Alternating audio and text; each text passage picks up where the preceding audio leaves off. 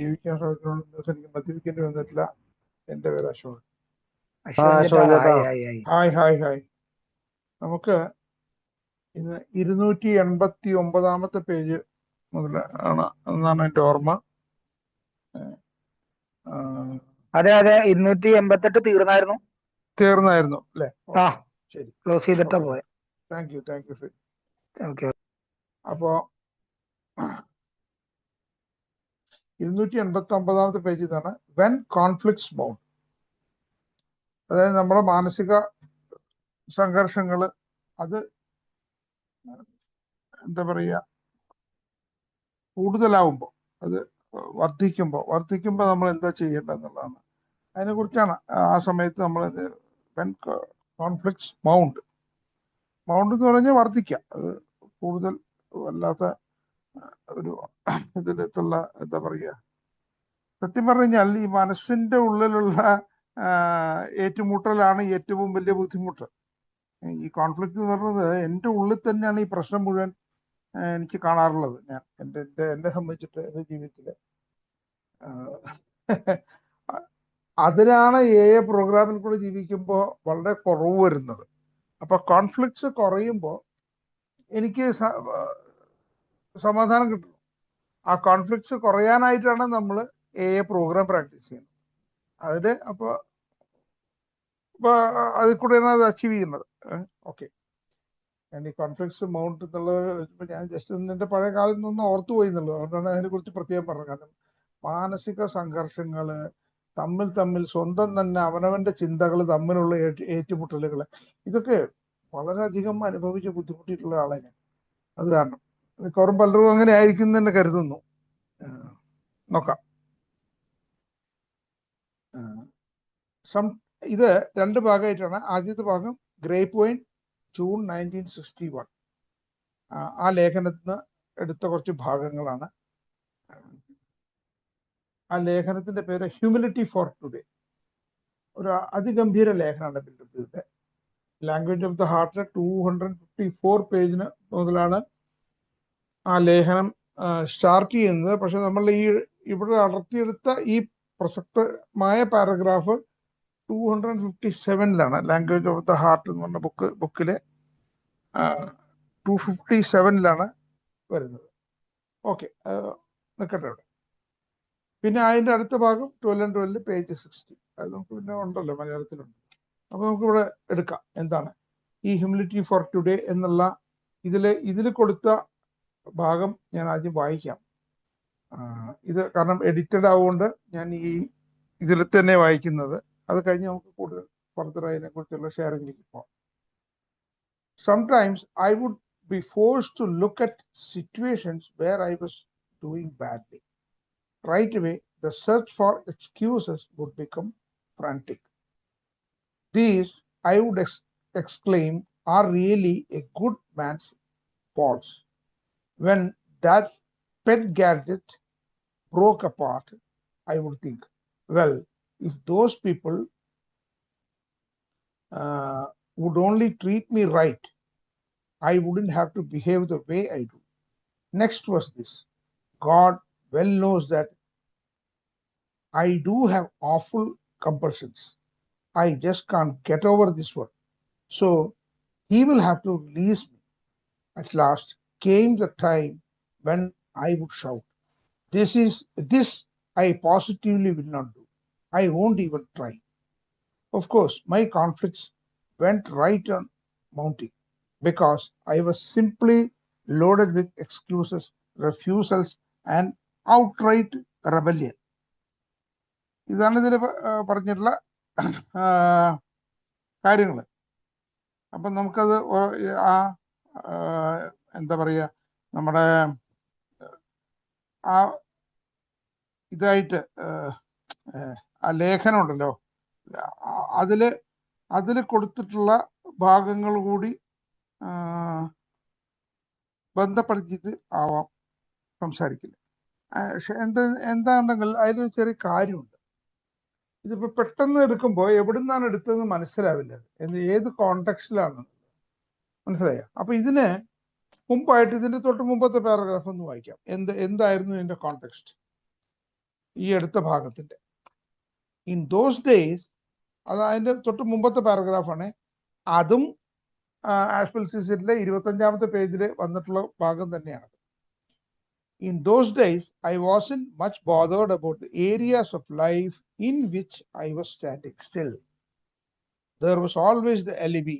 After all, I said to myself, I am far too busy with much more important matters. That was my near perfect subscription for comfort and complacency. അപ്പോ എന്താണിത് പറഞ്ഞത്? BW ആ ലേഖനത്തില് ഞാൻ പറഞ്ഞല്ലോ, ഒന്നാമത് ലേഖനം തന്നെ അധികം പേര് ലേഖനം, ഹ്യൂമിലിറ്റി ഫോർ ടുഡേ എന്നാണ് ആ ലേഖനത്തിന്റെ പേര് തന്നെ. അപ്പൊ അതിലേക്ക് ഇത് പോണതിനും ആ ലേഖനത്തിനെ കുറിച്ച് പറയുമ്പോൾ ആ പേരിനെ കുറിച്ചിട്ട് ഇതിന്റെ ആദ്യത്തെ ലേഖനത്തിന്റെ ആദ്യ ഭാഗത്ത് അദ്ദേഹം പറഞ്ഞിട്ടുള്ള വാചകമുണ്ട്. എനിക്കത് വളരെ ആകർഷകമായിട്ട് തോന്നി. അല്ല, എന്താ പറഞ്ഞ? Only God himself can manifest in the absolute. We human beings must needs live and grow in the domain of the relative. We seek humility for today.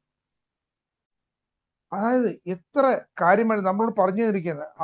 അതായത് നമുക്കൊന്നും ആ പെർഫെക്ഷനിലേക്ക് നമുക്ക് ശ്രമിക്കാമെന്നല്ലാതെ നമുക്ക് അവിടെ അച്ചീവ് ചെയ്യാൻ പറ്റില്ല. നമുക്ക് അതിൽ എത്തിപ്പെടാൻ പറ്റില്ല, പെർഫെക്റ്റ് ആവാൻ പറ്റില്ല. അതാണ് പറഞ്ഞത്. Only God himself can manifest in the absolute. ആ ഐഡിയൽ കണ്ടീഷൻ, പെർഫെക്റ്റ് ആയിട്ടുള്ള അബ്സല്യൂട്ട് ആയിട്ടുള്ള കണ്ടീഷനിൽ ദൈവത്തിന് മാത്രമേ അവിടെ എന്താ പറയാ, ദൈവത്തിന് മാത്രമേ സംഭവ്യമാവുള്ളൂ. ദൈവത്തിന് മാത്രമേ അവിടെ പ്രകടമായിട്ട് പ്രവർത്തിക്കാൻ സാധിക്കുള്ളൂ. We human beings must needs live and grow. നമ്മൾ എന്ത് ചെയ്യണം? നമ്മളുടെ ആവശ്യം എന്താണെന്ന്, നമ്മൾ ജീവിക്കണം, വളരണം. In the domain of the relative, ആപേക്ഷികമായിട്ടുള്ള ആ ഒരു എന്താ പറയാ തലത്തില്, ആപേക്ഷിക തലത്തിൽ നമ്മൾ വളരും വേണം, നമ്മൾ ജീവിക്കും വേണം. V seek humility for today. അപ്പോൾ ഇന്നത്തെ ദിവസം ഞാൻ എൻ്റെ വിനയത്തിനായി എളിമ ആണ് ഞാൻ ഇന്നത്തെ ദിവസം ഞാൻ അന്വേഷിക്കുന്നത്, അല്ലെങ്കിൽ ഞാൻ ആഗ്രഹിക്കുന്നതാണ്. ഞാൻ അതിനു വേണ്ടിയാണ് പ്രവർത്തിക്കുന്നത്. ഇത് വളരെ എന്താ പറയാ സൂക്ഷ്മമായിട്ട് നോക്കേണ്ട ഒരു കാര്യമാണ്. കുറച്ചു കാലം നമ്മൾ ഏറെ പ്രോഗ്രാമിൽ കൂടെ ഒക്കെ കൂടി വരുമ്പോൾ ഒരു ഈ വെല്ലുവിളിനെ വേറെ ഒന്നിൻ്റെ സ്ഥലത്ത് പറഞ്ഞിട്ടുണ്ട്, സ്പിരിച്വൽ പ്രൈഡ് എന്ന് പറഞ്ഞൊരു സാധനം കയറി. അത് വളരെ ഡേഞ്ചറസ് ആണ്. അപ്പൊ അതിലേക്കും കൂടെ റിലേറ്റ് ചെയ്തിട്ടാണ് ഇത് പറഞ്ഞത്. സ്പിരിച്വൽ പ്രൈഡ് വരും, അല്ലാന്നുണ്ടെങ്കിൽ നോളജ് പ്രൈഡ് വരും, അല്ലാന്നുണ്ടെങ്കിൽ എന്താ പറയാ ഒരു എനിക്കെല്ലാമായി എന്നുള്ള നിലയിലുള്ളൊരു കംപ്ലൈസൻസി വരും. ഇതൊക്കെ ഈ വരുന്നതെല്ലാം വളരെ ഡേഞ്ചറസ് ആണ്. അപ്പൊ അതുകൊണ്ട് നമ്മൾ ഓൺ എ ഡെയിലി ബേസിസ് നമ്മളിലേക്ക് തന്നെ തിരിഞ്ഞു നോക്കിയിട്ട് അതിനെ ചെയ്യേണ്ടതുണ്ട്. വളരെ വിജിലന്റ് ആവണമെന്നുണ്ട്. ഓക്കെ, ഇനിയിപ്പോ നമ്മൾ നേരത്തെ വായിച്ച ഭാഗത്തിന്റെ ആദ്യം നോക്കാം. ഇതിലത്തെ ആസ്പെൽസിസിലേക്ക് എടുത്തതിന്റെ തൊട്ട് മുമ്പത്തെ പാരഗ്രാഫ് വായിച്ചല്ലോ, അത് പേജ് നമ്പർ 25 പണ്ട് കോട്ട് ചെയ്തിട്ടുള്ളത്. അതൊന്നും കൂടി നോക്കാം. അപ്പൊ ഇത് ഈ ഹ്യൂമിലിറ്റി ഫോർ ടുഡേ എന്നുള്ളതിന്റെ ഇതിന് വേണ്ടിയിട്ടാണ് ഞാൻ ആ വാചകം വായിച്ച്. ഇനി ഇതിലേക്ക് നോക്കാം. അപ്പൊ in those days I wasn't much bothered about the areas of life in which I was standing still. അപ്പൊ ആദ്യത്തെ കാലത്ത് കുടിയെന്ന് മാറി നിൽക്കുക എന്നല്ലാണ്ട്, അല്ലെങ്കിൽ വേറെ ജനറൽ ആയിട്ടുള്ള കുറെ പ്രോഗ്രസ് അദ്ദേഹത്തിന്റെ ജീവിതത്തിൽ വന്നപ്പോൾ അദ്ദേഹം അധികം ബോധേർഡ് ആയിരുന്നില്ല. ജീവിതത്തിൽ ഏതൊക്കെ അദ്ദേഹത്തിന്റെ സ്വന്തം സ്വഭാവങ്ങളിലും മറ്റ് ഏതൊക്കെ മേഖലകളിലാണ് അദ്ദേഹത്തിന് ഷോർട്ട് കമ്മിങ്സ് ഉണ്ടായിരുന്നത്, അദ്ദേഹത്തിന്റെ ബുദ്ധിമുട്ടുകൾ, കുറവുകൾ ഉണ്ടായിരുന്നത് എന്നുള്ളതൊന്നും അധികം ബോധർ ചെയ്തിരുന്നില്ല എന്നാണ് പറഞ്ഞത്. There was always the alibi. അപ്പൊ ആ സമയത്ത് ഒരു എലിബി എന്ന് പറഞ്ഞാൽ ഒരു ഒഴിവൊഴിവ് ഉണ്ടായിരുന്നു എപ്പോഴും, എല്ലായ്പ്പോഴും. After all I said to myself, ഞാൻ എന്നോട് തന്നെ പറഞ്ഞു, ആഫ്റ്റർ ഓൾ ഇതൊക്കെ പുറമെ, എല്ലാത്തിനും പുറമെ, I am far too busy with much more important matters. ഞാൻ എത്രയോ ഇതിനേക്കാളൊക്കെ, ഈ സ്പിരിച്വൽ പ്രാക്ടീസിനേക്കാളൊക്കെ എത്രയോ ഇമ്പോർട്ടൻ്റ് ആയിട്ടുള്ള കാര്യങ്ങളിൽ ഞാൻ എന്താ പറയുക ബിസിയാണ്. Okay, that was my near perfect prescription for comfort and complacence. ഇതായിരുന്നു അദ്ദേഹം പറയുന്നത് അദ്ദേഹത്തിന്റെ ഒരു പ്രിസ്ക്രിപ്ഷൻ. എന്തിന്? അദ്ദേഹം സ്വന്തം കംഫർട്ടിലും കംപ്ലൈസൻസിയിലും, അതായത് അവനവൻ ഒരു സുഖകരമായ അവസ്ഥയിൽ, മാനസികമായ സുഖകരമായ അവസ്ഥയിലേക്കാണ്. എനിക്കിപ്പോൾ കാര്യങ്ങളൊക്കെ അറിയാം, അപ്പൊ എനിക്ക് ഇനിയിപ്പോൾ കൂടുതൽ ഇതൊന്നും വേണ്ടി ട്രൈ ചെയ്യേണ്ട കാര്യമില്ല എന്നുള്ളത് ഒരു സൈഡ്. ആ കംഫർട്ട്. അപ്പൊ പിന്നെ ഞാൻ എന്തിനു ഇതിനെ കൂടുതൽ വിഷമിക്കണം, ബുദ്ധിമുട്ടിക്കണം? ഞാനാണെങ്കിൽ വേറെ പല കാര്യങ്ങളും വ്യാപൃതനാണ്. അപ്പോൾ എനിക്ക് ഇതിനൊന്നും അത്ര വലിയ സമയമില്ല, പിന്നെ എനിക്കിത് അറിയാവുന്ന കാര്യമുണ്ട്, പിന്നെ ഞാൻ ഇത് നോക്കണ്ടല്ലോ എന്നുള്ള ഒരു മാനസികാവസ്ഥയാണ്. ഇനി നമുക്ക് എടുക്കേണ്ടത് ഈ അടുത്ത പാരഗ്രാഫുകളാണ്. അപ്പൊ അടുത്ത പാരഗ്രാഫിൽ ഈ ആഷ്ബൽ സീസറ്റിൽ എടുത്തത് ഇതിൽ നിന്ന് വായിക്കാം, കാരണം വെച്ചാൽ അത് എഡിറ്റഡ് ആണ്. അപ്പോൾ മറ്റേ ലേഖനം, ഇത്ര ഞാൻ ലേഖനത്തെ വാങ്ങിച്ചത്. ഇനിയിപ്പോ ഇതിൽ നിന്നാണ് നോക്കാം. When conflicts mount. Okay. Sometimes I would be forced to look at situations where I was doing badly. Right away, the search for excuses would become frantic. അപ്പോ ഇതാണ് പറഞ്ഞ, ചില സമയത്ത് ഞാൻ ഇതിന്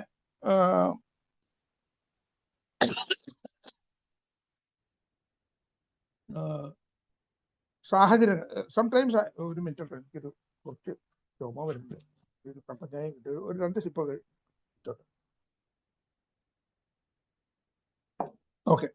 Sometimes I would be forced to look at situations where I was doing badly. ചില സമയത്തൊക്കെ ഞാൻ സാഹചര്യങ്ങളിലേക്കാണ് നോക്കുക. ഏത് സാഹചര്യങ്ങളെ? എന്നെ വളരെ മോശമായ നിലയിലേക്ക് നയിച്ച സാഹചര്യങ്ങൾ. ഫോഴ്സ്ഡ് എന്നാ പറഞ്ഞ, force to look at situations where I was doing badly. ഞാൻ മോശമായ സാഹചര്യങ്ങളിൽ നയിച്ചതല്ല, മോശമായ രീതിയിൽ ഞാൻ പ്രവർത്തിച്ച സാഹചര്യങ്ങളിലേക്ക് എന്നെ തന്നെ തിരിഞ്ഞു നോക്കാൻ ഐ വാസ് ഫോഴ്സ്ഡ് എന്ന് പറഞ്ഞാൽ, അത് തിരിഞ്ഞു നോക്കാൻ നിർബന്ധിച്ച പോലെ ആയിരുന്നു. ആ ഇതിലേക്കാണ് ഞാൻ, അങ്ങനെയാണ് ചില സമയത്തൊക്കെ ഞാൻ നോക്കാറ്. Right away the search for excuses would become frantic. അപ്പൊ റൈറ്റ് അവേ എന്തുണ്ടാവും? The search for excuses would become frantic. ആ സമയത്ത് എൻ്റെ ഉള്ളില് ഒരു രീതിയില് ഒരു മാനസികമായ ഒരു വിഭ്രാന്തി പോലെ വരും. എന്തിന്? അതിലേക്ക് അത് എൻ്റെ തന്നെയാണ് തെറ്റുകൾ, എൻ്റെ തന്നെയാണ് പ്രശ്നങ്ങൾ മനസ്സിലാകുമ്പോൾ അതിനെ ന്യായീകരിക്കാനുള്ള പ്രവണത. ആ പ്രവണതയ്ക്ക് വേണ്ടിയിട്ട് ഒരു ഭ്രാന്തമായ ആവേശം എൻ്റെ ഉള്ളിൽ വരുന്നു. ഫ്രാൻറ്റിക് എന്ന് പറഞ്ഞാൽ അർത്ഥം. അപ്പൊ അങ്ങനെ ഒരു ആവേശം വരുന്നു. Okay. These, I would exclaim, are really a good man's faults. ഇതൊക്കെ ഞാൻ എന്താണ് അത്ഭുതപ്പെടാറുണ്ട്. ഒരു യഥാർത്ഥ മനുഷ്യന്റെ സാധാരണ, ഇതൊക്കെ സാധാരണ കാര്യമാണ്, ചെറിയ ചെറിയ പിഴവുകളാണ്, തെറ്റുകളാണെന്ന് ഞാൻ അത്ഭുതപ്പെടാറുണ്ട്. ഒരു നല്ല മനുഷ്യനുണ്ടാവാവുന്ന കാര്യങ്ങളേ ഉള്ളൂ എന്ന്, അതായത് ഇതിനൊക്കെ ഇഗ്നോർ ചെയ്യാറുണ്ട്. When that pet gadget broke apart, I would think, ആ ഒരു ചിന്ത, എൻ്റെ മനസ്സിലുള്ള ഏറ്റവും ഇഷ്ടപ്പെട്ട രീതിയിലുള്ള എൻ്റെ ആ ഒരു ചിന്ത, അല്ലെങ്കിൽ ആ ഒരു ചിന്താഗതിയാണ് ഞാൻ വെച്ച് പുലർത്തിയിരുന്നത്. ആ ചിന്താഗതി പൊളിഞ്ഞു പോകുമ്പോൾ I would think, well, if those people would only treat me right, I wouldn't have to behave the way I do. അതെ, അവര് എൻ്റെ അടുത്ത് കൃത്യമായിട്ട് നന്നായിട്ട് പെരുമാറിയാൽ ഞാൻ ഇതുപോലെ പ്രവർത്തിക്കേണ്ട കാര്യം ഉണ്ടായിരുന്നില്ല, ഇല്ലെങ്കിൽ ഞാൻ ആരോടെങ്കിലും ഇതുപോലെ സംസാരിക്കേണ്ട കാര്യം ഉണ്ടായിരുന്നില്ല എന്നുള്ള രീതിയിൽ ചിന്തിക്കും. അതൊക്കെ ന്യായീകരണമേ പറയുന്നു. ഇനി next was this, God well knows that I do have awful compulsions. പിന്നെ പറയും, ശരിയാണല്ലോ, അതും എക്സ്ക്യൂസാണ്. ദൈവത്തിന് അറിയാം എനിക്ക് ഇങ്ങനെ കുറച്ച് എൻ്റെതായ ചില പ്രശ്നങ്ങളുണ്ട്, അത് എന്താ പറയുക, എനിക്ക് മാറ്റാൻ പറ്റാത്തതാണ്, ഇല്ലാന്നുണ്ടെങ്കിൽ എനിക്ക് ആ രീതിയിലേ പെരുമാറാൻ പറ്റൂ എന്നുള്ള കാര്യം ദൈവത്തിനും അറിയാലോ. Okay. I just can't get over this one. എനിക്ക് ഇതിനെ എനിക്ക് മറികടക്കാൻ കഴിയില്ല, അല്ലെങ്കിൽ ഇതിനെ മാറ്റാൻ കഴിയില്ല എന്നോ, ഈ കമ്പൾഷൻസ്, അതായത് ഇപ്പോൾ ഇത് എൻ്റെ കാര്യത്തിലൊക്കെ വളരെ കറക്റ്റായിരുന്നു. ഞാനിങ്ങനെയൊക്കെ ചിന്തിച്ചിട്ടുണ്ട് സത്യം പറഞ്ഞാൽ. ദൈവത്തിനും അറിയാലോ എന്ന് ഞാൻ ചിന്തിച്ചിട്ടുണ്ടായിരുന്നില്ല. പക്ഷെ ഞാൻ എക്സ്ക്യൂസ് കണ്ടെത്താറുണ്ടായിരുന്നു. എനിക്ക് മധുരം ഭയങ്കര കുറച്ച് വർഷങ്ങൾ മുമ്പ് വരെ ഈ പായസമൊക്കെ കണ്ടു കഴിഞ്ഞാൽ ഞാൻ കണ്ടമാനം എനിക്ക് ക്രേവിങ് ഉണ്ടാവും. ഞാനത് കഴിച്ചു കഴിഞ്ഞാൽ പിന്നെയും കൂടുതൽ കഴിക്കും. എനിക്ക് ആ സമയത്തൊക്കെ എൻ്റെ ഡയബറ്റിക് ഇത് ഷുഗർ ബോർഡറിലാണ്, ബ്ലഡ് ഷുഗർ ഇത്. അപ്പോൾ ഞാൻ ആ ബോർഡറിലാണ് എന്നുള്ളതിന് ഞാൻ എന്ത് ചെയ്യും, ഞാൻ അടിവരയിട്ടിട്ട് എപ്പോഴും അത് മനസ്സിൽ വെക്കും. എനിക്ക് വന്നിട്ടില്ല, കുഴപ്പമില്ല, അപ്പൊ ഇപ്പൊ കഴിക്കാം എന്നുള്ള ഇതില്. അപ്പൊ അവിടെയൊക്കെ ഒരു എക്സ്ക്യൂസാണ് കണ്ടിരുന്നത്. നേരെ മറിച്ച് ഒരു നല്ല ഡയറ്റ് വേണം എന്നുള്ളതൊക്കെ അറിയാത്തതല്ല, അതൊക്കെ അറിയായിരുന്നു. പക്ഷെ ആ സമയത്തൊക്കെ ഈ എക്സ്ക്യൂസ്, എൻ്റെ ആ ഇഷ്ടം, എൻ്റെ ആ കൊതി തീർക്കാനായിട്ടുള്ള ഇത്. അപ്പൊ ഇവിടെ ഇതാണ് പറഞ്ഞത്, God well knows that I do have awful compulsions, I just can't get over this one. ഇതിനെ മറികടക്കാൻ എന്നെ കൊണ്ട് സാധിക്കില്ല. So he will have to release me.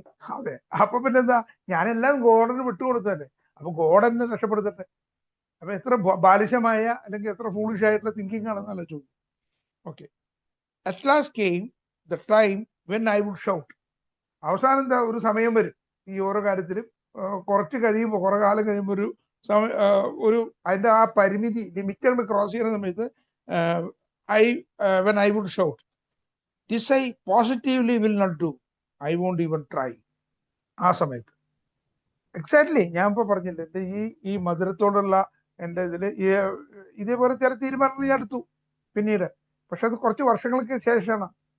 എനിക്കൊരു 4 വർഷം ഞാൻ അതിന് മുമ്പ് എനിക്ക് എന്താ പറയുക, മധുരത്തോട് ആസക്തിയും ആർത്തിയും ഒക്കെ ഉണ്ടായിരുന്നു. പക്ഷെ 4 വർഷത്തോളം ഞാൻ എൻ്റെ ഈ ഷുഗർ ബോർഡറിലായിരിക്കുന്ന സമയത്ത്, അതിന് മുമ്പ് ഒട്ടും ഉണ്ടായിരുന്നില്ല, അപ്പൊ പിന്നെ പ്രശ്നം ഉണ്ടായിരുന്നില്ല. ബോർഡറിലായിരിക്കുന്ന സമയത്ത് 4 വർഷത്തോളം ഞാൻ എക്സ്ക്യൂസ് കൊണ്ട് നടന്നിരുന്നു. പിന്നെ അവസാനം ഇത് വല്ലാണ്ട് കൂടി എന്ന് മനസ്സിലായപ്പോൾ ഈ ഷൗട്ടിങ് ഞാൻ എൻ്റെ ഉള്ളിൽ ഞാൻ ഷൗട്ട് ചെയ്തു, യെസ്, ഇനി ഞാൻ ചെയ്യില്ല എന്നുള്ളത്. Okay, I won't even try, അങ്ങനെയൊന്നും ഞാൻ പറഞ്ഞിട്ടില്ല കേട്ടോ. അത് പറഞ്ഞില്ല. Of course my conflicts went right on mounting. അതാണ് അപ്പൊ ഇതിൽ പറയുന്നതാണല്ലോ, കോൺഫ്ലിക്ട്സ് മൗണ്ട് ചെയ്യുന്നതിനെ കുറിച്ചാണ്. അപ്പൊ എൻ്റെ ഉള്ളിലത്തെ ഈ സംഘർഷം ഇതിങ്ങനെ കൂടിക്കൊണ്ടേയിരുന്നു, വർദ്ധിച്ചുകൊണ്ടേയിരുന്നു. Because I was simply loaded with excuses. അദ്ദേഹം പറഞ്ഞതാണ്, അദ്ദേഹം മാക്സിമം അദ്ദേഹത്തിന് ഈ ന്യായീകരണ സ്വഭാവം മാത്രമേ ഉണ്ടായിരുന്നുള്ളൂ. എക്സ്ക്യൂസസ് മാത്രമല്ല, എക്സ്ക്യൂസസ്, റെഫ്യൂസൽസ് ആൻഡ് ഔട്ട്റൈറ്റ് റെബല്യൻ, ഈ 3 കാര്യങ്ങളുണ്ടായിരുന്നു.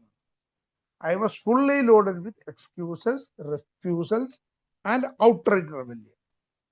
അതായത് ഒന്ന് എക്സ്ക്യൂസസ് ആണ്, ന്യായീകരിക്കുന്ന സ്വഭാവമാണ് എല്ലാത്തിനെയും. 2 റെഫ്യൂസൽസ്, എന്താ പറയുക, ഇല്ല എന്നുള്ള നിഷേധ സ്വഭാവം. പിന്നെ ഔട്ട്റൈറ്റ് റെബല്യൻ, ടോട്ടലി എതിർക്കുക, അങ്ങനെയൊന്നും ഇല്ല, അങ്ങനെ ആവില്ല, ഇതാവില്ല. ഇതിന്റെ വളരെ ചില ഈ ഒരു അവസ്ഥ വരുമ്പോഴാണ് നമ്മൾ വേറെ മാർഗങ്ങൾ ചിന്തിക്കുക. എൻ്റെ ജീവിതത്തിൽ അങ്ങനെ ഒരു കാലത്ത് മദ്യത്തിനാണെങ്കിൽ മദ്യം വിട്ടുപോകാനായിട്ട് പല മാർഗങ്ങളും ചിന്തിച്ചിരുന്നു. അതുപോലെ ഇങ്ങനത്തെ കാര്യങ്ങൾ വരുമ്പോഴും അപ്പൊ വേഗം യൂട്യൂബോ അല്ലെങ്കിൽ വേറെ എന്തെങ്കിലും പേപ്പറുകളോ ഇന്റർനെറ്റിൽ കൂടെ എടുക്കും. ഈ ഷുഗർ ഉള്ളവർക്ക് മധുരം കഴിച്ചുകൊണ്ട് ജീവിക്കാൻ വേറെ എന്തെങ്കിലും മാർഗമുണ്ടോ, ഇല്ലാന്നുണ്ടെങ്കിൽ ഏതെങ്കിലും ഒരു പച്ചമരുന്നിന്റെ പേര് ആരെങ്കിലും പറയും, അത് ദിവസം കഴിച്ചാൽ മതി, അല്ലെങ്കിൽ അത് വെള്ളത്തിലിട്ട് തിളപ്പിച്ച് കുടിച്ചാൽ മതി, അപ്പൊ ഷുഗർ പോവില്ല. എന്നിട്ട് അതങ്ങനെ ഒരു 2-3 മാസം ശ്രമിക്കും. അതുകൊണ്ടൊന്നും കാര്യമൊന്നുമില്ല എന്ന് എനിക്ക് മനസ്സിലായി. എൻ്റെ ബോഡിയിൽ അതിനെ ഞാൻ തള്ളി പറയല്ല, അത് പലർക്കും വേറെ പ്രയോജനം ഉണ്ടാവും. പക്ഷെ എൻ്റെ ബോഡിയിൽ അത് ഉണ്ടായിരുന്നില്ല, അങ്ങനെ ഒരു വ്യത്യാസവും വന്നിരുന്നില്ല. പക്ഷെ ഇതൊക്കെ ആ ശ്രമങ്ങളുടെ ഫലം. കാരണം ഉള്ളിലെ അകത്ത് കിടക്കുന്നത് ആഗ്രഹമാണ്, അതിൻ്റെ ഔട്ട്റൈറ്റ് റെബല്യൻ. പിന്നെ അതിനെ മൊത്തം എതിർക്കുക. ഞാൻ ഓഫ്കോഴ്സ് ഈ വിഷയത്തിൽ ഞാൻ ചെയ്തിട്ടില്ല, വേറെ പല വിഷയത്തിലും ചെയ്തിട്ടില്ല. ഓക്കെ, അപ്പൊ ഇതാണ് നമ്മളുടെ ഈ ലേഖനത്തെ പറഞ്ഞത്, ഹ്യൂമിലിറ്റി ഫോർ ടുഡേ എന്ന് പറഞ്ഞ ലേഖനത്തെ അടുത്ത ഭാഗങ്ങൾ ഇതാണ്. ഇനി അടുത്തൊരു ചെറിയ ഭാഗം, ഒരു 2 വാചകം ഉള്ളൂ. അത് നമ്മൾ 12 and 12 ആണ്. 12 and 12 പേജ് 60. മലയാളം ഉണ്ടല്ലോ, വായിക്കാം.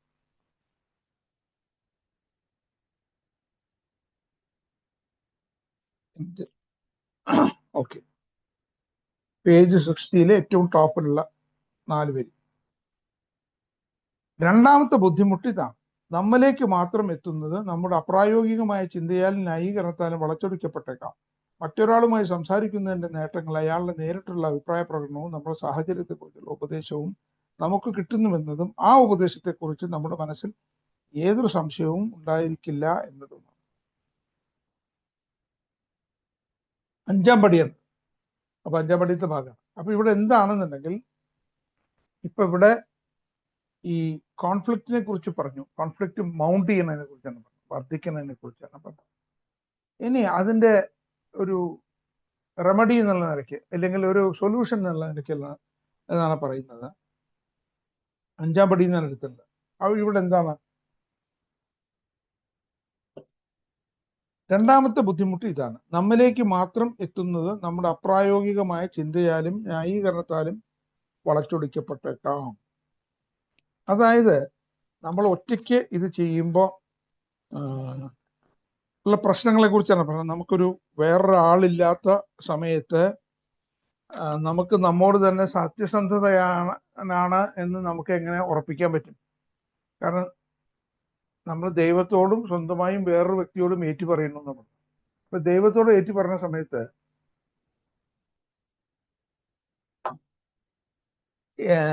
നമ്മൾ തികച്ചും സത്യസന്ധനാണ് എങ്ങനെ നമുക്ക് ഉറപ്പിക്കാൻ പറ്റും? അത് പറ്റില്ല. അവിടെ വേറൊരാളെ സഹായം വേണം. അതിന് ആ ഭാഗത്തിനെ കുറിച്ചാണ് ഇത് പറയുന്നത് ഇവിടെ. ഈ കോൺടെക്സ്റ്റ് ഈ 4 വരിയാണ്. രണ്ടാമത്തെ ബുദ്ധിമുട്ട് ഇതാണ്: നമ്മിലേക്ക് മാത്രം എത്തുന്നത് നമ്മുടെ അപ്രായോഗികമായ ചിന്തയാലും ന്യായീകരണത്താലും വളച്ചൊടിക്കപ്പെട്ടേക്കാം. അതെ, നമ്മൾ സ്വയം ന്യായീകരിക്കാനും, ഇല്ലെങ്കിൽ അപ്രായോഗികമായ ചിന്ത. അപ്രായോഗികം വരുന്നത് എന്താണെന്നുണ്ടെങ്കിൽ, ഒന്ന്, ഈ കാര്യത്തില് ആത്മപരിശോധനയൊക്കെ നടത്തുന്നതിൽ വളരെ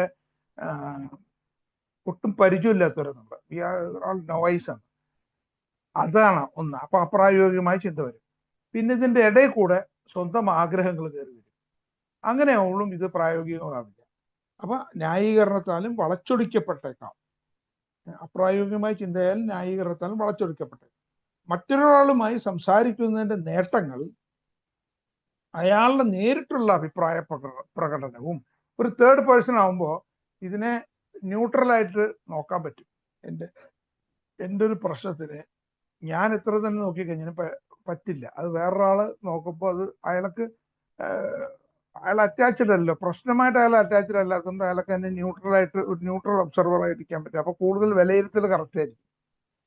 അപ്പൊ മറ്റൊരാളുമായി സംസാരിക്കുന്നതിന്റെ നേട്ടങ്ങൾ അയാളുടെ നേരിട്ടുള്ള അഭിപ്രായ പ്രകടനവും നമ്മുടെ സാഹചര്യത്തെക്കുറിച്ചുള്ള ഉപദേശവും നമുക്ക് കിട്ടുന്നു എന്നതും ആ ഉപദേശത്തെക്കുറിച്ച് നമ്മുടെ മനസ്സിൽ ഏതൊരു സംശയവും ഉണ്ടായിരിക്കില്ല എന്നുള്ളത്. അപ്പോൾ വേറൊരാളുടെ ഒരു സജഷൻ, അഡ്വൈസ് എന്തെങ്കിലും കിട്ടുകയാണെന്നുണ്ടെങ്കിൽ അയാളൊരു തേർഡ് പേഴ്സൺ ആവുകൊണ്ട് അയാൾ ഈ പ്രോബ്ലത്തിനോട് അയാൾ അറ്റാച്ച്ഡ് ആയിരിക്കില്ല. അയാളുടെ ന്യൂട്രൽ ആയിട്ടുള്ള ഒരു സജഷനോ അഡ്വൈസോ ആണ് കിട്ടുക. അപ്പൊ അതിനെ നമുക്ക് മുഴുവൻ വിശ്വസിക്കുകയും ചെയ്യാം. പ്ലസ് അത് ഓൾമോസ്റ്റ് ഏകദേശമൊക്കെ കറക്റ്റ് ആയിരിക്കും. അപ്പൊ ഇതാണ് അതിന്റെ ഒരു ചില അഡ്വാൻറ്റേജസ്. അതാണ് ഈ പറയുന്നത്. ഇനി ഇത് കൊടുത്തിട്ടുള്ളത് നോക്കാം, ഇതെന്താണ് സൂചിപ്പിക്കണമെന്ന്. ഈ പേജ്, ഇത് ഓരോ പേജിലും ഇത് എഴുതി തരുന്നത് നമ്മുടെ ജെയിംസ് ആണ്, ചാലക്കുടി ജെയിംസ് ആണ്. റിവേഴ്സ് എഞ്ചിനീയറിംഗ് വെച്ചിട്ടാണ് പുള്ളി ചെയ്തു തരുന്നത്. Okay, page number 289, when conflicts mount. ഇത് സൂചിപ്പിക്കുന്നത് എന്തൊക്കെയാണ്? ഒന്ന്, അഡ്മിഷൻ, ഞാൻ തുറന്നുള്ള സമ്മതം, എൻ്റെ ഇത് പ്രശ്നങ്ങൾ. അതാണല്ലോ 5th സ്റ്റെപ്പിൽ അത് വരുന്നുണ്ടല്ലോ, അഡ്മിഷൻ വരുന്നുണ്ടല്ലോ. പിന്നെ എയ്ഡ്സ് ടു ഇൻവെന്ററി, എങ്ങനെയാണ് ഞാൻ എൻ്റെ ഇൻവെന്ററി എടുക്കേണ്ടത്, എൻ്റെ കണക്കെടുപ്പ് നടത്തേണ്ടതെന്നുള്ള എനിക്കുള്ള സഹായകരമായിട്ടുള്ള കാര്യങ്ങൾ. പിന്നെ റേഷണലൈസേഷനെ കുറിച്ച്, ന്യായീകരിക്കുന്നതിനെ കുറിച്ച്, എന്താ പറയുക, അങ്ങനത്തെ കാര്യങ്ങൾ. ഇതാണ് ഇതിൽ പറയേണ്ടത്. ആർക്കെങ്കിലും എന്തെങ്കിലും കൂട്ടിച്ചേർക്കാനോ ഉണ്ടോ ഇതിനകത്ത്? നമസ്കാരം. നമസ്കാരം ജെയിംസ്, പറയൂ. പറയൂ ജെയിംസ്. അതെ, അശോകേട്ടൻ ഇപ്പൊ ആ ആദ്യത്തെ പാർട്ട് ഉണ്ടല്ലോ വായിച്ചത്, അതില് വായിച്ച് അവസാനിപ്പിച്ച ലാംഗ്വേജ് ഓഫ് ദ ഹാർട്ട് ഉണ്ടല്ലോ, അതിന്റെ ഒരു പാരഗ്രാഫും കൂടി ഒന്ന് എക്സ്പ്ലെയിൻ ചെയ്യാൻ പറ്റും? അതും കൂടി ആവുമ്പോഴല്ലേ അതൊന്ന് പൂർണ്ണമാവുള്ളൂ അശോകേട്ടാ? ആണോ? Okay, why not. ആ നോക്കട്ടെ. അവസാനം പറഞ്ഞാണ് ഔട്ട്റൈറ്റ് റിബല്യൻ അതിലാ വരണേന്ന് തോന്നുന്നു. എക്സ്ക്യൂസും റെഫ്യൂസലും ഫസ്റ്റത്തെ ഇതുവരെ വായിച്ചതിലുണ്ട്. ആ പിന്നെ ആ ഒരു റെബല്യന്റെ ഇത് വരണത് അടുത്ത പാരഗ്രാഫിലാണോ? അതൊന്ന് എക്സ്പ്ലെയിൻ ചെയ്യാൻ പറ്റുമോ പിന്നത്തെ പാരഗ്രാഫ്? ഞാനത് അല്ല, അത് ബുക്കിൽ നോക്കിയില്ല. കാരണം എന്താണെങ്കിൽ ഇതില് എഡിറ്റഡ് ആണ്. അപ്പൊ എഡിറ്റഡ് പോർഷൻ ഞാൻ അങ്ങനെ നിന്ന് വായിക്കരുത്. ഞാൻ ലാംഗ്വേജ് ഓഫ് ദ ഹാർട്ട് നിന്ന് വായിച്ചത് ഈ ലേഖനത്തിൽ ഇതിന്റെ തൊട്ട് മുമ്പുള്ള പാരഗ്രാഫ്. കാരണം ഇതിന്റെ കോണ്ടെക്സ്റ്റ് എന്താണെന്ന് അറിയാൻ വേണ്ടിയിട്ട്. പിന്നെ ഇതിലെടുത്ത ഭാഗം എന്താണെന്നുണ്ടെങ്കിൽ അത് ഇതിൽ എഡിറ്റ് ചെയ്ത് ഇതിൽ ചേർത്തിക്കുക. അപ്പൊ ഞാൻ ബിൽഡബ്ല്യു സ്വയം എഡിറ്റ് ചെയ്തതാണ്. അതുകൊണ്ട് പിന്നെ ഞാൻ വീണ്ടും ഈ ലേഖനത്തിലേക്ക് പോയില്ല. കാരണം നമ്മൾ ലേഖനത്തിലേക്ക് എടുക്കുകയാണെങ്കിൽ ചിലപ്പോൾ ചില പാരഗ്രാഫിന്റെ ഇടയിലുള്ള ചില വരികൾ വിട്ടിട്ടുണ്ടാവും അദ്ദേഹം. ചില വരികൾ അദ്ദേഹം കൂട്ടിച്ചേർത്തിട്ടുണ്ടാവും. കാരണം അദ്ദേഹം സ്വയം ചെയ്ത കാര്യമാണുള്ളത്. അപ്പൊ അതുകൊണ്ട് എഡിറ്റഡ് പോർഷൻ ഉള്ളത് അത് തന്നെ വായിക്കും. അതിന്റെ അപ്പുറത്തോ ഇപ്പുറത്തോ ഉള്ളത് ഫർദർ നമ്മളുടെ അണ്ടർസ്റ്റാൻഡിങ്ങിന് വേണ്ടിയിട്ട് ഉള്ള ചില പാരഗ്രാഫുകൾ സെലക്ട് ചെയ്യും. അത്രേ ഉള്ളൂ. അതെ, ഞാൻ അടുത്ത ഉദ്ദേശിച്ചത് പാരഗ്രാഫ് ഇപ്പൊ നോക്കാം.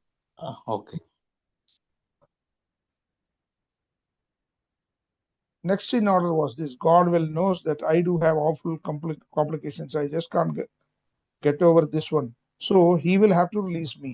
At last came the time when I would shout, "This I positively will not do. I won't even try." Of course, my conflicts went right on mounting because I was simply loaded with excuses and refusals.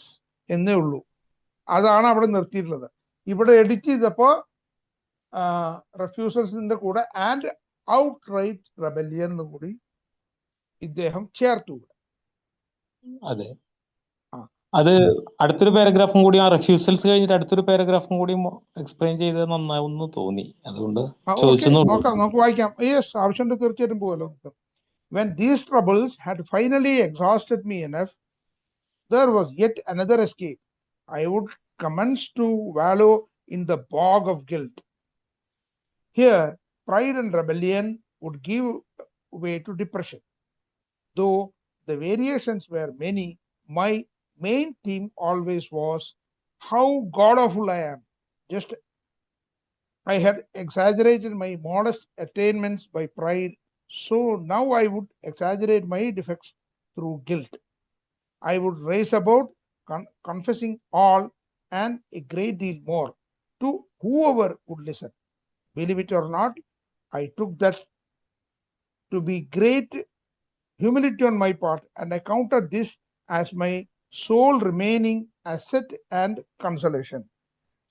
പക്ഷെ ഇവിടെ എന്തറിയോ, ഈ humility for today എന്നുള്ള ഈ ലേഖനത്തിനെ സംബന്ധിച്ച് അത് കറക്റ്റാണ്. പക്ഷെ നമ്മൾ ഇവിടെ എടുത്തിട്ടുള്ളത് എന്താണ്? ഇവിടെ വെൻ കോൺഫ്ലിക്ട്സ് മൗണ്ട് എന്നാണ്. ഇവിടെ ഇത് നെക്സ്റ്റ് വരുന്ന ഭാഗങ്ങൾ കോൺഫ്ലിക്ട്സിനെ കുറിച്ചല്ല പറയുന്നത്, ആണോ?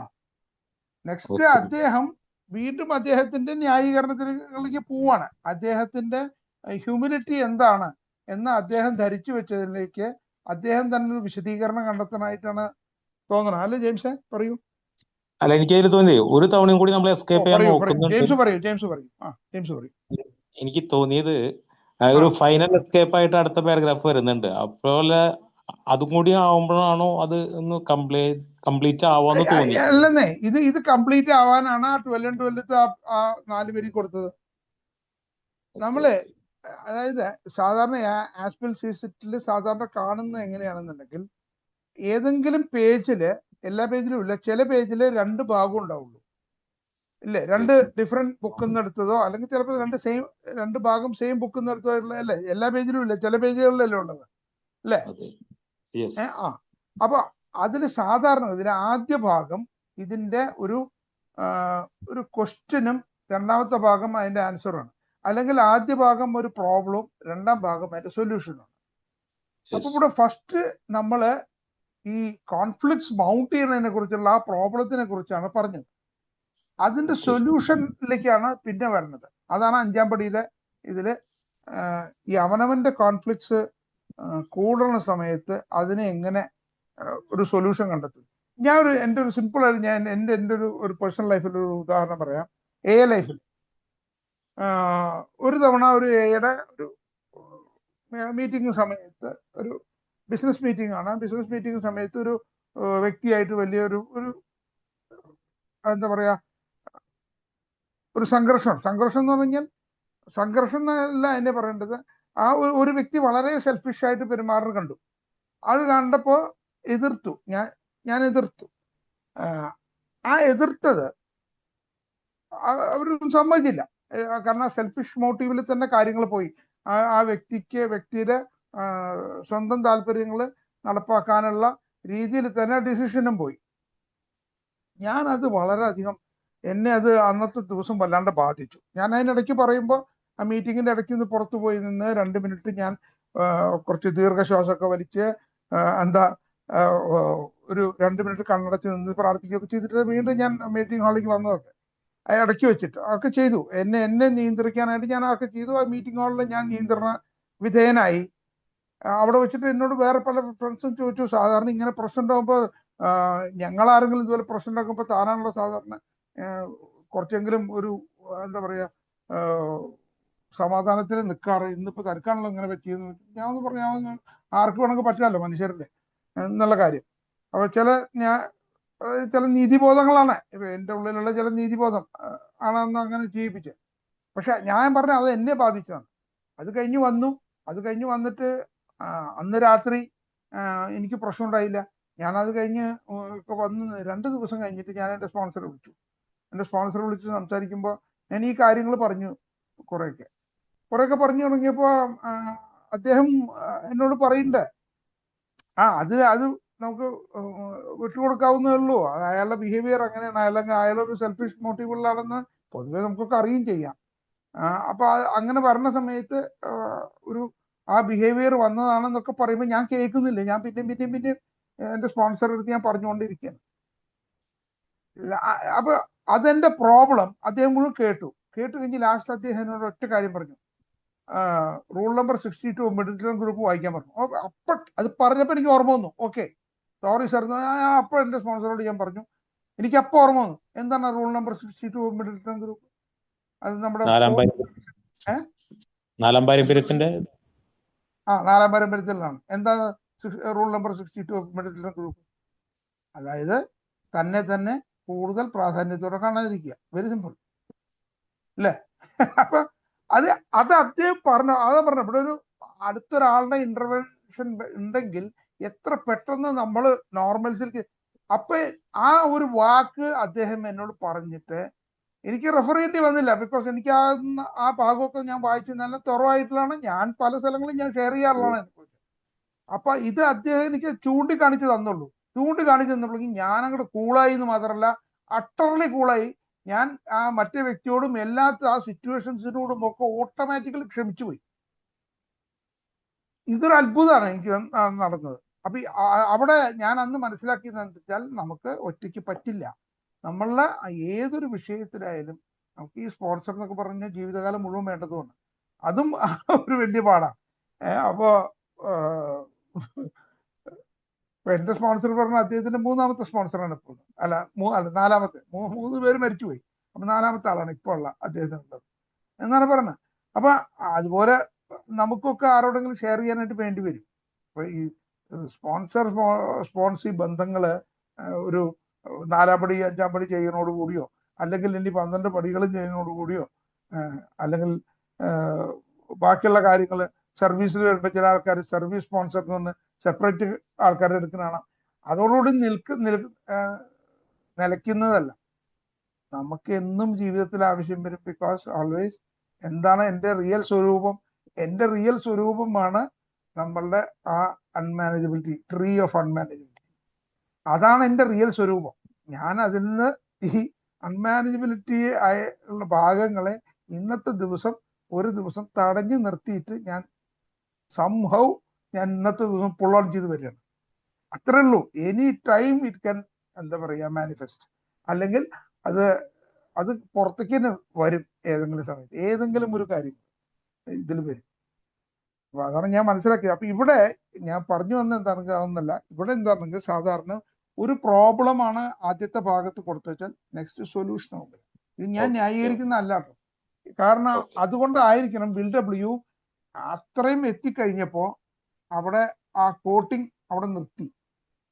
അദ്ദേഹം എടുത്ത കോട്ട് ചെയ്ത പാരഗ്രാഫ് അവിടെ നിർത്തി കഴിഞ്ഞിട്ട് അതിൽ ലാസ്റ്റ് റെബലി എന്നുള്ള ഒരു വാക്കും കൂടി ആഡ് ചെയ്തു. അത് പിന്നീട് വരുന്നതാണ്.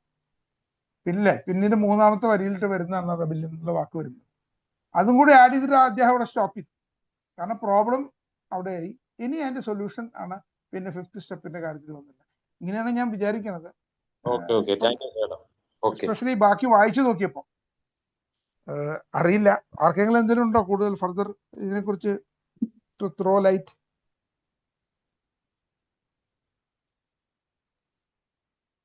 അടുത്ത പേജിലേക്ക് പോവാം. ആണോ? നോക്കാം.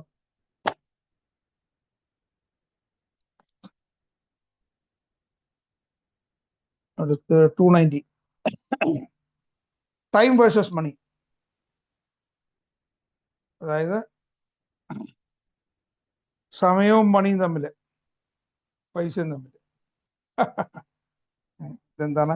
12 കോൺസെപ്റ്റ്സ്, പേജ് 63-64 എന്നാണ് എടുത്തിട്ടുള്ളത്. നമ്മുടെ സർവീസ് മാനുവലിന്റെ, അല്ലെങ്കിൽ നമ്മുടെ ഇന്ത്യയിൽ തരുന്നത് GSMന്റെ ജനറൽ സർവീസ് മാനുവലിന്റെ ഒക്കെ സെക്കൻഡ് ഹാഫ് 12 കോൺസെപ്റ്റ്സിന്റെ ലേഖനങ്ങളാണ്. നമ്മുടെ 12 and 12 ഉള്ളത് 12 പടികളെ കുറിച്ചുള്ള ലേഖനങ്ങളും 12 പാരമ്പര്യങ്ങളെ കുറിച്ചുള്ള ലേഖനമാണെങ്കിൽ ഇത് 12 ആശയങ്ങൾ അല്ലെങ്കിൽ 12 സങ്കല്പങ്ങൾ എന്ന് പറയും. അതിനെക്കുറിച്ചുള്ള ലേഖനങ്ങളാണ് ജനറൽ സർവീസ് മാനുവലിൽ കൊടുത്തിട്ടുള്ളത്. അപ്പൊ ഞാനിത് service manual US and Canada ഇതിലാണ് ഞാൻ ചിലതൊക്കെ മാർക്ക് ചെയ്ത് വെച്ചിട്ടുണ്ട്. വളരെ പഴയ ബുക്കാണത്. അതിൽ നിന്നാണ് ഞാൻ വായിക്കുന്നത്. അതുകൊണ്ട് പേജ് നമ്പറിൽ ചെറിയ മാറ്റം ഉണ്ടാവും. ഇതിൽ 63-64 ആണ് ഞാൻ ഈ എൻ്റെ മാർക്ക് ചെയ്ത് വെച്ചതിൽ വരുന്നത്. 64 ആണ്. 64ഉം അല്ല, അതെ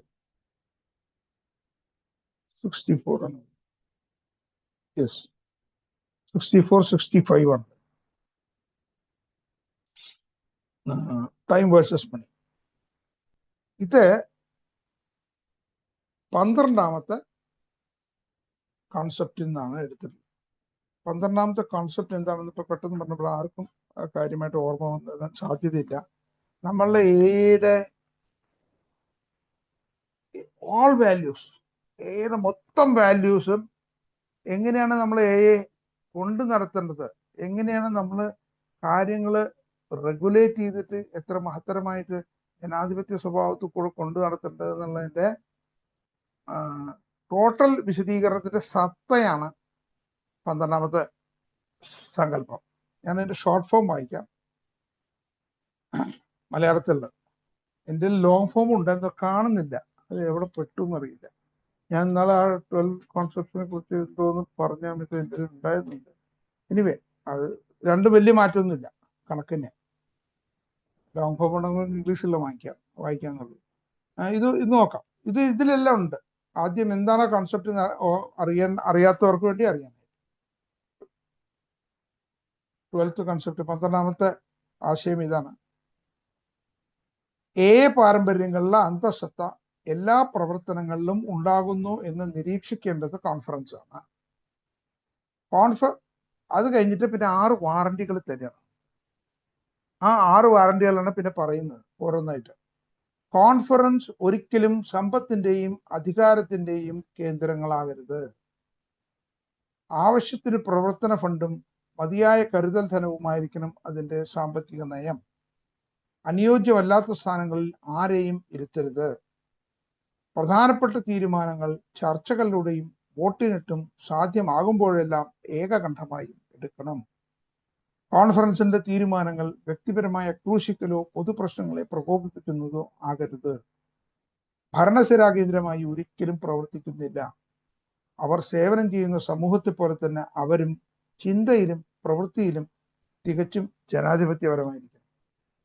ഇതാണ് എൻ്റെ ഷോർട്ട് ഫോം. ഇത് 12th കോൺസെപ്റ്റിലെ 6 വാറണ്ടികളാണ് പറഞ്ഞിട്ടുള്ളത്. അപ്പൊ നമുക്കതിന്റെ സെക്കൻഡ് വാറണ്ടി ആണ് ഈ ഭാഗം വരുന്നത്. ഇതിൽ എടുത്തിട്ടുള്ളത്.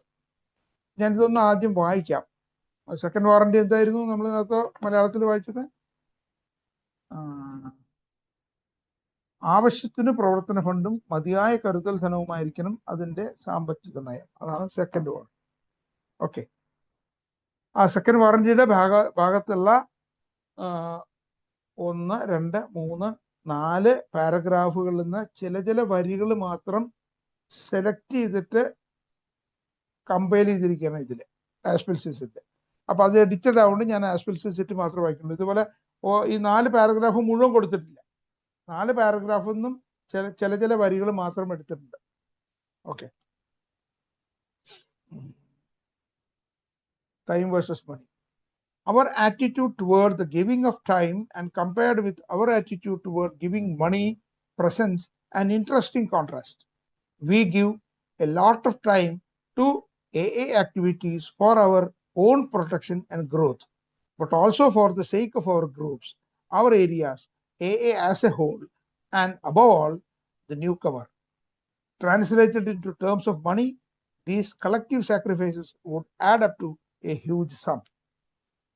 But when it comes to the actual spending of cash, particularly for AA service overhead, many of us are apt to turn a bit reluctant. We think of the loss of all that earning power in our drinking years, of those sums we might have laid by for emergencies or for education of the kids. In recent years, the attitude is everywhere on the decline. It quickly disappears when the real need for a given AA service becomes clear. Donors can seldom see that the exact result has been,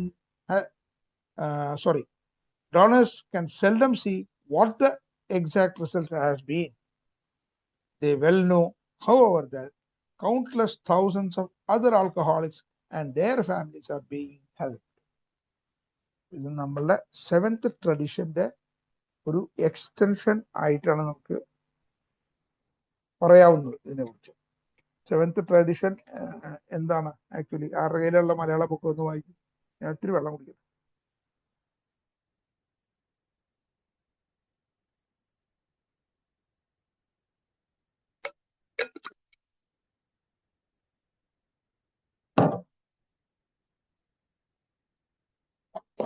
ആരുടെ കയ്യിലും ഇല്ല. Very good, ഞാൻ വായിക്കാം.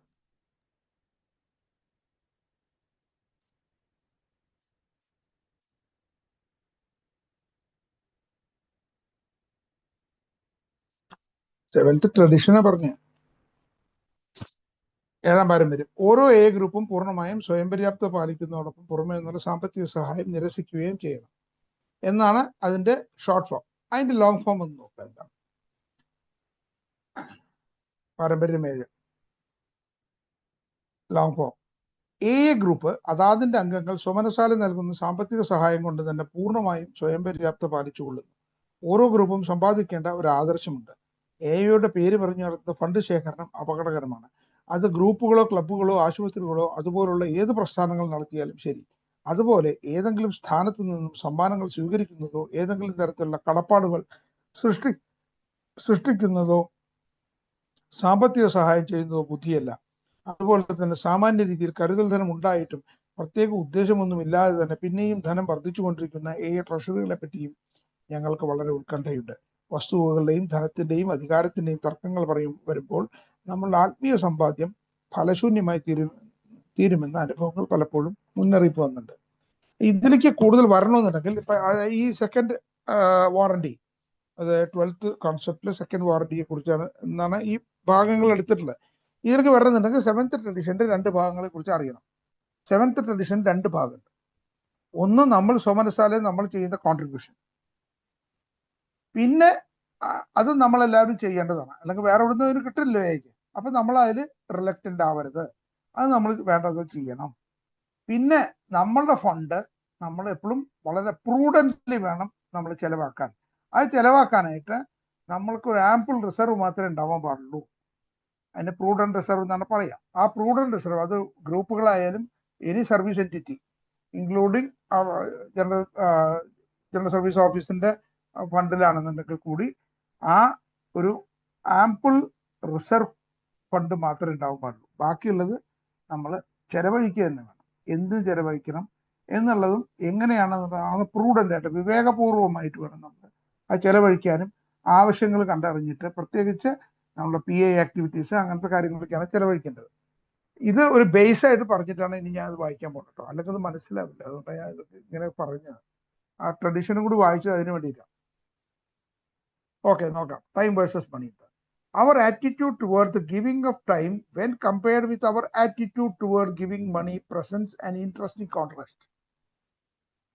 അതായത് നമ്മൾ എക്ക് വേണ്ടി ചെലവഴിക്കുന്ന സമയം, എക്ക് വേണ്ടി ചെലവഴിക്കുന്ന പണം, ഇതിനെ രണ്ടിനെയും കൂടി ഒന്ന് കമ്പയർ ചെയ്ത് കഴിഞ്ഞാൽ ഒരു ഇൻട്രസ്റ്റിംഗ് ആയിട്ടുള്ള ഒരു വൈരുദ്ധ്യം കാണാം. Okay, we give a lot of our time to AA activities for our own protection and growth. നമ്മളുടെ ഓൺ പ്രൊട്ടക്ഷൻ ആൻഡ് ഗ്രോത്ത്, നമ്മുടെ രക്ഷയ്ക്കും നമ്മുടെ വളർച്ചയ്ക്കുമായിട്ട് നമ്മൾ ധാരാളം സമയം കൊടുക്കുന്നുണ്ട് എക്ക് വേണ്ടി. But also for the sake of our groups. അതുപോലെ നമ്മളുടെ ഗ്രൂപ്പുകളുടെ ആവശ്യങ്ങൾക്കും ഗ്രൂപ്പുകളുടെ പ്രവർത്തനത്തിനുമായിട്ട് നമ്മൾ ധാരാളം സമയം ചെലവഴിക്കുന്നുണ്ട്. അവർ ഏരിയാസ് എന്താ അവർ ഏരിയാസ്? നമ്മൾ സ്റ്റെപ്സ് പ്രാക്ടീസ് ചെയ്യുക. ഇതുപോലെ നമ്മളുടെ ഓരോ ഗ്രേ ഏരിയാസും നമ്മൾ ഐഡന്റിഫൈ ചെയ്ത് നമ്മളത് കൂടെ നമ്മൾ ഓവർകം ചെയ്ത് നമ്മളൊരു മെച്ചപ്പെട്ട മനുഷ്യനായി ജീവിക്കാനുള്ള ശ്രമങ്ങൾ. പിന്നെന്താണ്? എ ആസ് എ ഹോൾ, മൊത്തം എക്ക് വേണ്ടിയിട്ട് അല്ലേ? മൊത്തം എക്ക് വേണ്ടിയിട്ട് നമ്മൾ ധാരാളം energy ചെലവഴിക്കുന്നുണ്ട്.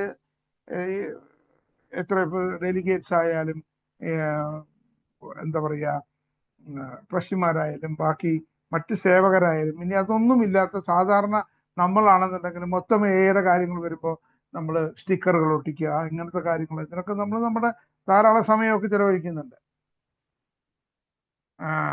And above all the newcomer, ഒരു പുതിയ ഒരാളെ കിട്ടിക്കഴിഞ്ഞാൽ അതിനും നമ്മൾ ധാരാളം സമയം ചെലവഴിക്കും. ഓക്കെ, ഇനിയോ translated into terms of money, ഇതിനെയൊക്കെ പൈസയായിട്ട് നമ്മൾ എന്താ പറയുക കൺവേർട്ട് ചെയ്ത് നോക്കുകയാണെന്നുണ്ടെങ്കിൽ, മാറ്റി എടുക്കുകയാണെന്നുണ്ടെങ്കിൽ, these collective sacrifices would add up to a huge sum. ഇതെല്ലാം കൂടി വരുന്ന ഈ നമ്മളുടെ ത്യാഗങ്ങൾ മുഴുവൻ വലിയ ഒരു തുകയായിട്ട് വരും. Okay, but when it comes to the actual spending of cash, എന്നാൽ പണത്തിന്റെ യഥാർത്ഥ പണം ചെലവാക്കുന്ന കാര്യം വരുമ്പോഴോ, particularly for a service overhead,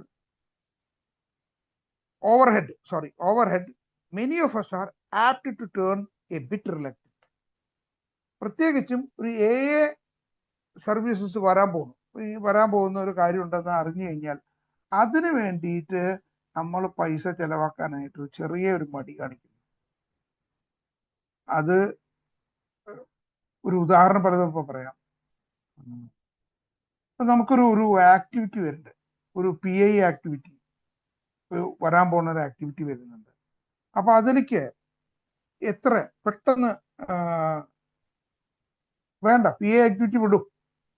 നമ്മളുടെ ദൈനംദിനമായിട്ടുള്ള ചെലവുകൾ, ഒരു ഏരിയ കമ്മിറ്റി, ഒരു ഡിസ്ട്രിക്ട് കമ്മിറ്റി, ഒരു ഇന്റർ ഗ്രൂപ്പ്, അല്ലെങ്കിൽ ജനറൽ സർവീസ് ഓഫീസ്, ഇതിൻ്റെയൊക്കെ ദൈനംദിന നടത്തിപ്പിനായിട്ടുള്ള ഫണ്ടിലേക്ക് എത്രത്തോളം നമ്മൾ കൊടുക്കുന്നുണ്ട് പൈസ? അവിടെ ചെലവാക്കാൻ വരുമ്പോൾ, അവിടെ കൊടുക്കാൻ വരുമ്പോൾ കൈ പിടിക്കും, കൈ പുറകിലോട്ട് പോകും. ഈവൻ ഒരു ഫുൾ ബോട്ടിലിന്റെ പൈസ പോലും കൊടുക്കാൻ മടിയുള്ള ആൾക്കാരെ കാണാം. വർഷത്തിലൊരിക്കലേ അവനവന്റെ ബർത്ത്ഡേ സമയത്ത് നമ്മൾ GSOന് കോൺട്രിബ്യൂഷൻ കൊടുക്കില്ല. അറ്റ്ലീസ്റ്റ് ഒരു ഫുൾ ബോട്ടിലിന്റെ, ഇപ്പൊ എനിക്ക് തോന്നുന്നു ഒരു നല്ല സ്റ്റാൻഡേർഡ് വിസ്കി ഇറന്നിട്ട് ഒരു 1500 രൂപ കിട്ടും, വേണം ഒരു ഫുൾ ബോട്ടിൽ മിനിമം. അപ്പൊ അതെങ്കിലും അയച്ചു കൊടുക്കാനുള്ള മടി കാണിക്കുന്നതാണ്. ചിലർ അയച്ചു കൊടുക്കും, പക്ഷെ എന്താ പറയാ, എല്ലാവരുടെ കയ്യിലും പൈസ ഉണ്ടായിട്ടാവില്ല, ചിലപ്പോൾ അവരില്ലാത്തതുകൊണ്ടാവും ചെയ്യണത്, ഇല്ലെന്നല്ല. പക്ഷെ കഴിഞ്ഞ ഒരു വർഷത്തെ മദ്യപിക്കാതിരുന്നതിന്റെ ലാഭം നോക്കിക്കഴിഞ്ഞ് കഴിഞ്ഞാൽ എനിക്ക് തോന്നുന്നത് 100 രൂപ 200 രൂപയൊക്കെ അയക്കുന്ന ആൾക്കാർ ഇപ്പോഴും ഉണ്ട്. അല്ലെങ്കിൽ കിറ്റിയിൽ പൈസ ഇടുമ്പോൾ, ഞങ്ങളൊക്കെ ചിലപ്പോൾ ഗ്രൂപ്പുകളിലൊക്കെ ഒബ്സർവ് ചെയ്യാറുണ്ട്. ഇപ്പൊ 15 രൂപയാണ് പറയുമ്പോൾ ചായക്ക്. അപ്പോൾ ചായയും കടിയും ഒക്കെ കഴിക്കുകയാണെങ്കിൽ മിനിമം 30 രൂപ വേണം. പക്ഷെ ഇപ്പോഴും ആൾക്കാർ പലപ്പോഴും 20 രൂപ എടുത്തതാണ്. അവിടെയൊക്കെ റിലക്റ്റന്റ് ആവുകയാണ് ആ പൈസ ഇത് വരുമ്പോൾ. Okay, But when it comes to the actual spending of cash, particularly for a service overhead, many of us are apt to turn a bit reluctant. Many of us, many of us, we think of the loss of all that earning power in our drinking years, of those sums we might have laid by for emergencies or for education of the kids. Okay. അപ്പൊ നമ്മൾ ആ കാലത്ത് നമ്മളുടെ നല്ല കാര്യങ്ങൾക്ക് വേണ്ടി ഉപയോഗിക്കേണ്ടുന്ന പൈസയെ നശിപ്പിച്ചതിന്റെ കാര്യങ്ങളും ഒക്കെ ആയിരിക്കും മനസ്സിന്റെ ഉള്ളിൽ ഉപബോധ മനസ്സിലുള്ള ചിന്ത ഉണ്ടാവുക. അങ്ങനെയുള്ള പല കാരണങ്ങളും ഉണ്ടായിരിക്കാം. അതിനെക്കുറിച്ച് ചിന്തിക്കും എന്നുള്ള രീതിയിലാണ് ഇവിടെ പറയുന്നത്. നല്ല കാര്യങ്ങൾക്ക് വേണ്ടി ചെലവഴിക്കാതെ അതൊക്കെ നമ്മൾ ധൂർത്തടിച്ച് കളഞ്ഞു, ഇല്ലെങ്കിൽ മദ്യത്തിന് വേണ്ടി കളഞ്ഞു എന്നുള്ള ആ ചിന്തകളൊക്കെ ആയിരിക്കും ചിലപ്പോൾ ഒരു കാരണം. അപ്പോൾ ആ ഒരു ചിന്ത വരാനുള്ള സാധ്യതയുണ്ട്. അതിനെ കുറിച്ചാണ് പറയുന്നത്. In recent years this attitude is everywhere on the decline. അപ്പൊ ഞാൻ എഗൈൻ ഇത് പറയുന്നുണ്ടോ, ഇതിന്റെ ഇടയ്ക്കൊക്കെ വരികളുണ്ട്. ഇത് ചില വരികൾ മാത്രം അടർത്തിരുത്തിരിക്കുകയാണ്. ഞാൻ പറഞ്ഞു 4 പാരഗ്രാഫുകളിൽ നിന്ന് ഡിഫറെന്റ് പാരഗ്രാഫുകളിൽ നിന്ന് വരികൾ മാത്രം അടർത്തിരുത്തിട്ട് എഡിറ്റ് ചെയ്തതാണ്. അതുകൊണ്ടാണ് ഇവിടെ ഒരു കണ്ടിന്യൂറ്റി കിട്ടാത്തത് വായിക്കുമ്പോൾ. അല്ലെങ്കിൽ അത് ഫുള്ള് വായിക്കണം, മുഴുവൻ മനസ്സിലാവണമെന്നുണ്ടെങ്കിൽ. നോക്കാം, ഇത് കഴിഞ്ഞിട്ട് അതിൽ എന്തെങ്കിലും ഒരു ക്ലാരിറ്റി ഇല്ലാന്നുണ്ടെങ്കിൽ ഫുള്ള് വായിക്കാം. 11 മണി ആവാറായി അത്. ഓക്കെ, നോക്കാം. In recent years, this attitude is everywhere on the decline. It quickly disappears when the real need for a given AA service becomes clear. Donors can seldom see what the exact result has been. They well know, however, that countless thousands of other alcoholics and their families are being helped. In recent years, ഈ അടുത്ത കാലത്തായിട്ട് this attitude is everywhere on the decline. ഈ എല്ലാ സ്ഥലങ്ങളിലും ഈ ഒരു attitude ഡിക്ലൈനിലാണ്, താഴത്തോട്ടാണ്. It quickly disappears when the real need for a given AA service becomes clear. ഇത് അപ്പോൾ അത് കോൺട്രാസ്റ്റ് ആയിട്ടാണ് എഗെയിൻ. അപ്പൊ അടുത്ത കാലത്തായിട്ട് ഇതിൽ മാറ്റം വന്നിട്ടുണ്ട്. ആൾക്കാർക്ക് വരുന്ന ഈ പിശുക്കും ഇങ്ങനത്തെ ഒരു ഇതൊക്കെ മാറ്റം വന്നിട്ടുണ്ട്. ഒരു AA സർവീസസിന്റെ ഒരു ആവശ്യം വരികയാണെന്നുണ്ടെങ്കിൽ ആ സമയത്ത് വെൻ ഇറ്റ് ക്വിക്ലി, അതായത് ഈ റിലക്റ്റന്റ് എന്നുള്ള, അതായത് ഒരു വിമുഖത, പണം ചെലവാക്കാനുള്ള വിമുഖത ക്വിക്ലി ഡിസപ്പിയേഴ്സ്, വളരെ പെട്ടെന്ന് അത് മാറിപ്പോകുന്ന കാണാറുണ്ട്. When the real need for A given AA service becomes clear. ഒരു AA സേവനത്തിന് വേണ്ടിയിട്ടുള്ള യഥാർത്ഥ ഒരു ആവശ്യം വരുന്ന സമയത്ത് അത് മാറിപ്പോകുന്ന കാണാറുണ്ട്. അതിന്റെ ഏറ്റവും വലിയൊരു ഉദാഹരണം എനിക്ക് പെട്ടെന്ന് ഓർമ്മ വരുന്നത്, നമ്മൾ ഈ കൺട്രി ടു കൺട്രി സ്പോൺസർഷിപ്പ് ചെയ്യും. അപ്പൊ ശ്രീലങ്കയിലേക്ക് ജോസഫ് സാറുണ്ടോ ഇതില് മീറ്റിംഗിൽ? ജോസഫ് സാറ് നമ്മൾ ഏത് വർഷം ചെയ്ത് ഓർമ്മ ഉണ്ടോ? ശ്രീലങ്കയിലേക്ക് country to country sponsorship. Okay, book അയക്കാനായിട്ട്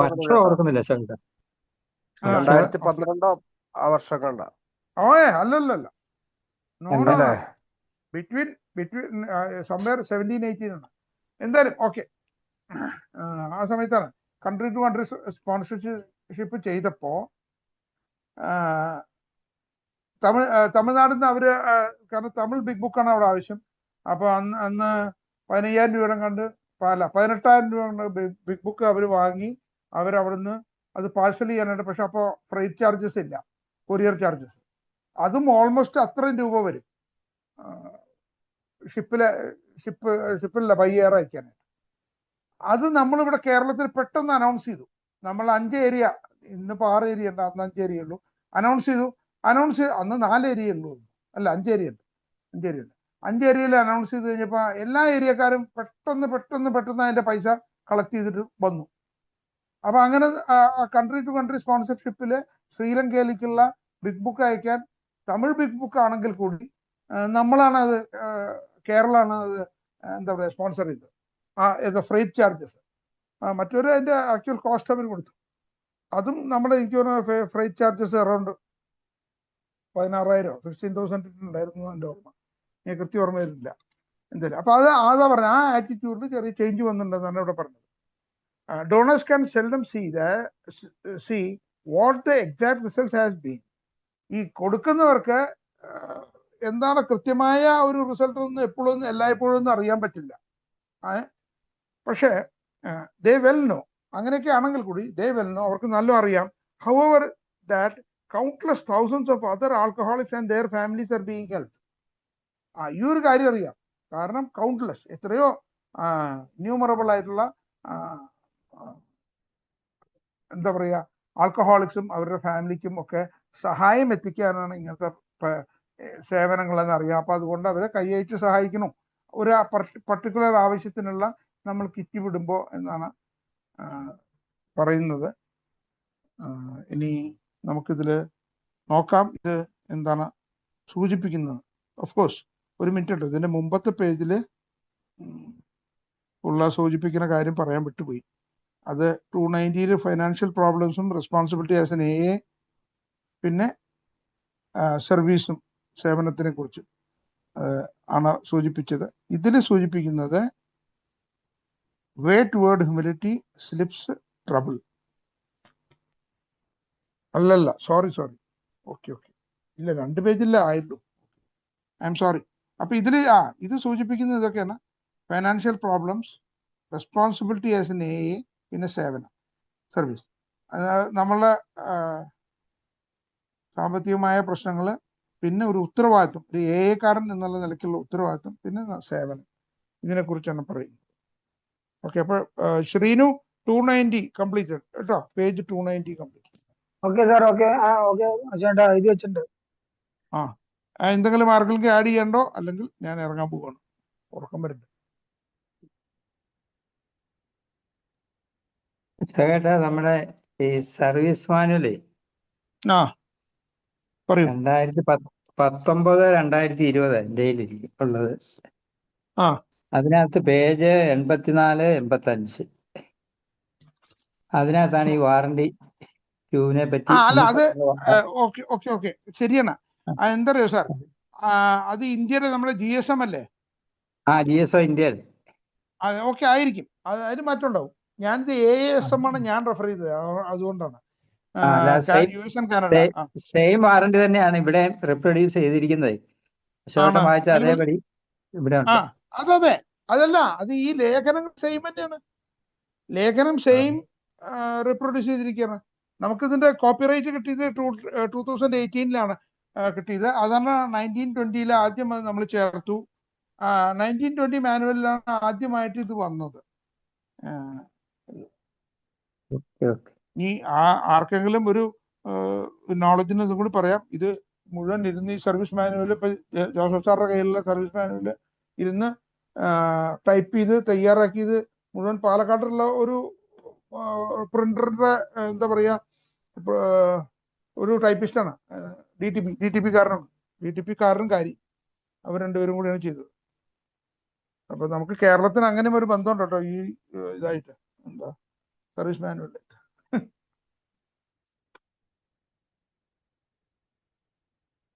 അത് GSO നമ്മുടെ ഇന്ത്യയുടെ സർവീസ് മാനുവൽ അല്ലല്ലേ ചേട്ടൻ പറയണേ? ഞാൻ അതായത് അല്ലാണ്ട് US ആൻഡ് കാനഡ ഇവിടെ എങ്ങനെ പറ്റും? എന്നിട്ട് മലയാളം അവൈലബിൾ ആണ് ഇപ്പോ? മലയാളത്തിലേക്ക് ട്രാൻസ്ലേഷൻ ഇല്ല അല്ലെ? ഇല്ല. ഹിന്ദി ഉണ്ട്. ഹിന്ദി വേണോ?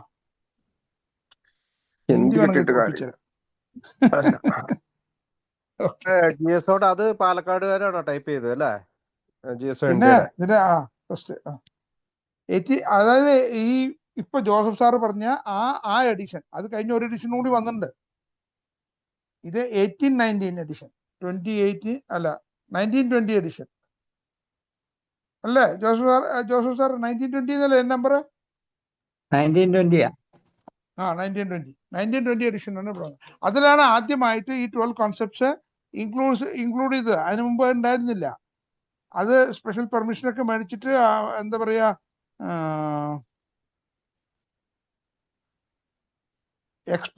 എക്സ്പ്രസ് എന്താ പറയാ സ്പീഡിലാണ് അത് പെർമിഷൻ കിട്ടിയത്. നമുക്കത് ഇൻക്ലൂഡ് ചെയ്യാനേ രാവിലെ പെർമിഷൻ ചോദിച്ചപ്പോ ഉച്ചയ്ക്ക് പെർമിഷൻ കിട്ടി. അത്രയും ഫാസ്റ്റ് ആയിരുന്നു GSO ന്യൂയോർക്ക് AWS തന്നത്. ഒരു ദിവസം രാവിലെയാണ് പെർമിഷൻ ചോദിച്ചത്, ത്രൂ ഡയറക്റ്റ് കോള്. അവിടുന്ന് അപ്പൊ തന്നെ മെയിൽ വന്നു, ഉച്ചയപ്പോഴേക്കും മെയിൽ വന്നു. Very prompt. പറയാൻ പറ്റില്ല. AWSനെ കുറിച്ച് ഒന്നും എന്താ പറയാ, കോവിഡിന് മുമ്പുള്ള AWS very very very very very prompt. അതിനുശേഷം കുറച്ച് അവിടെ മാൻ പവർ കുറഞ്ഞു, എനിക്കറിയില്ല.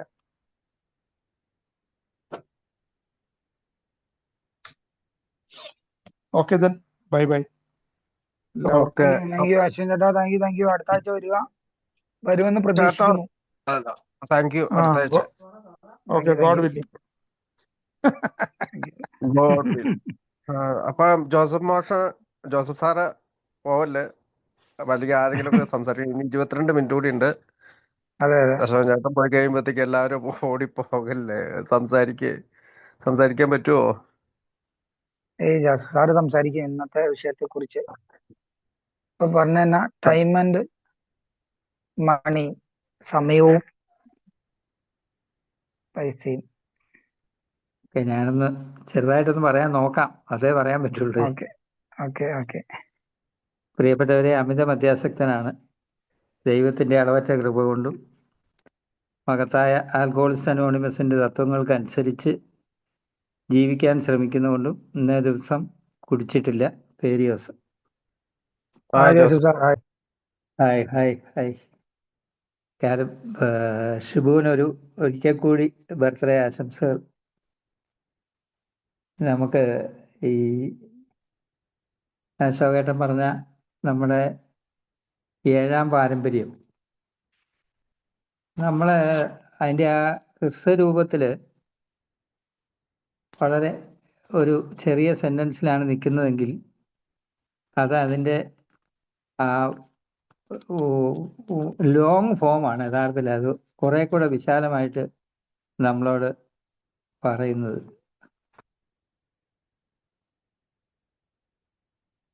അതായത് ഗ്രൂപ്പ് അതാതിൻ്റെ അംഗങ്ങൾ സ്വമനസാലെ നൽകുന്ന സാമ്പത്തിക സഹായം കൊണ്ട് തന്നെ പൂർണ്ണമായ സ്വയം പര്യാപ്തത പാലിച്ചു കൊള്ളുന്നു. ഓരോ ഗ്രൂപ്പും സമ്പാദിക്കേണ്ട ഒരു ആദർശമുണ്ട്. എയുടെ പേര് പറഞ്ഞ് നടക്കുന്ന ഫണ്ട് ശേഖരണം അപകടകരമാണ്. അത് ഗ്രൂപ്പുകളോ ക്ലബ്ബുകളോ ആശുപത്രികളോ അതുപോലുള്ള ഏത് സ്ഥാപനങ്ങൾ നടത്തിയാലും ശരി. ഇപ്പം ഇവിടെ എന്നാന്ന് വെച്ച് കഴിഞ്ഞാൽ, ഈ അമേരിക്കയിലെ ഈ നമ്മുടെ ബിഗ് ബുക്കൊക്കെ വരുമ്പം ഈ ഗ്രൂപ്പുകളോടൊപ്പം ക്ലബ്ബുകളും ആശുപത്രികളും ഒക്കെ ഇതിൻ്റെ ഒരു ഭാഗമായിട്ട് ഇന്നും അവിടെ ഉണ്ടെന്നാണ് പറയുന്നത്. അത് ഒരുപക്ഷെ കാനഡയിലുള്ള ഷിബുവിനും ഒക്കെ ആയിരിക്കും അത് കൂടുതൽ അറിയാവുന്നത്. അപ്പോൾ അവരാര് നടത്തിയാലും എയുടെ പേര് പറഞ്ഞ് ഒരു ഫണ്ടും നമുക്ക് നടത്താൻ പറ്റില്ല, നമ്മൾ പാടില്ല എന്ന് തന്നെ പറയുന്നു. അതുപോലെ ഏതെങ്കിലും സ്ഥാനത്ത് നിന്നും സമ്മാനങ്ങൾ സ്വീകരിക്കുന്നതോ ഏതെങ്കിലും തരത്തിലുള്ള കടപ്പാടുകൾ സൃഷ്ടിക്കുന്നതോ സാമ്പത്തിക സഹായം പറ്റുന്നതോ ബുദ്ധിയല്ല. പലപ്പോഴും ഞാൻ ഓർക്കുന്നുണ്ട്, ഞാൻ ഒരു എനിക്ക് തോന്നുന്നൊരു അശോകേട്ടന് ശേഷമുള്ള ട്രസ്റ്റി ഉള്ളപ്പോൾ ഒരു ഡെലിഗേറ്റിനെ തെരഞ്ഞെടുത്തു ഞങ്ങളുടെ ഏരിയയിൽ നിന്ന്. അപ്പോൾ ആ ഡെലിഗേറ്റിനെ തെരഞ്ഞെടുത്ത് ഡെലിഗേറ്റ് ആദ്യമായിട്ട് പങ്കെടുക്കുന്ന ഒരു പ്രോഗ്രാം. അപ്പോൾ അവിടെ ഈ ഡെലിഗേറ്റിനെ ഷാള് പുതപ്പിക്കണമെന്ന് പറഞ്ഞ് ഒരു ഇന്റർഗ്രൂപ്പിൻ്റെ ആൾക്കാർ വന്നു. അപ്പോൾ ഒരു കാരണവശാലും അങ്ങനെ ഒരാൾക്കും ഷാള് പുതപ്പിച്ചോ പിന്നെ നമ്മൾ കിറ്റിപ്പണം കൊടുത്തോ, കിറ്റിപ്പണമല്ല, നമ്മൾ പണസഞ്ചി കൊടുത്തോ അതല്ലേ തൊപ്പി വെപ്പിച്ചോ ഒന്നും ഒരു അംഗീകാരവും ആൽക്കഹോളിസ്റ്റ് അനോണിമസ് ഒരിടത്തും കൊടുത്ത് കണ്ടിട്ടില്ല. അത് ശരിയല്ലെന്ന് ഞാൻ ഇതേപ്പറ്റിയൊക്കെ ഇതിലൂടെയൊക്കെ എനിക്കിതേപ്പറ്റി ഏതാണ്ട് ഒരു അറിവൊക്കെ കുറച്ചൊക്കെ ഉള്ളൂ. എന്നാൽ പോലും ഇത് കിട്ടിയത് അശോകേട്ടനോടൊപ്പം 3 വർഷം ബോംബെ ഞാൻ ഉണ്ടായിരുന്നതുകൊണ്ടാണ്, ഡെലിഗേറ്റ് ആയിട്ടുള്ളതുകൊണ്ടാണ് എനിക്ക് മനസ്സിലായത്. അപ്പോൾ ഞാൻ ഇതേപ്പറ്റി അന്ന് ഈ ഒരു ഷാള് പതിപ്പിക്കുന്ന വന്നു കഴിഞ്ഞപ്പോൾ ഞാൻ അപ്പോഴത്തെ ട്രസ്റ്റിയോട് ഞാൻ ചോദിച്ചു. ഞാൻ സ്റ്റേജിലുണ്ട്, ഞാനന്ന് ഡെലിഗേറ്റ് ആയിട്ട് റൊട്ടേറ്റ് ചെയ്തെങ്കിലും എന്നെ കൂടെ അവരവിടെ ഇരുത്തി. അപ്പം ഞാൻ ചോദിച്ചു, ഇത് ശരിയാണോ? എയിൽ ഇങ്ങനെ ചെയ്യാൻ പാടുണ്ടോ? അത് ശരിയല്ലല്ലോ എന്ന് പറഞ്ഞു. അപ്പോൾ അദ്ദേഹം എന്നോട് പറഞ്ഞു, ഇത് തമിഴ്നാട്ടിലൊക്കെ ചെയ്യുന്നുണ്ട്.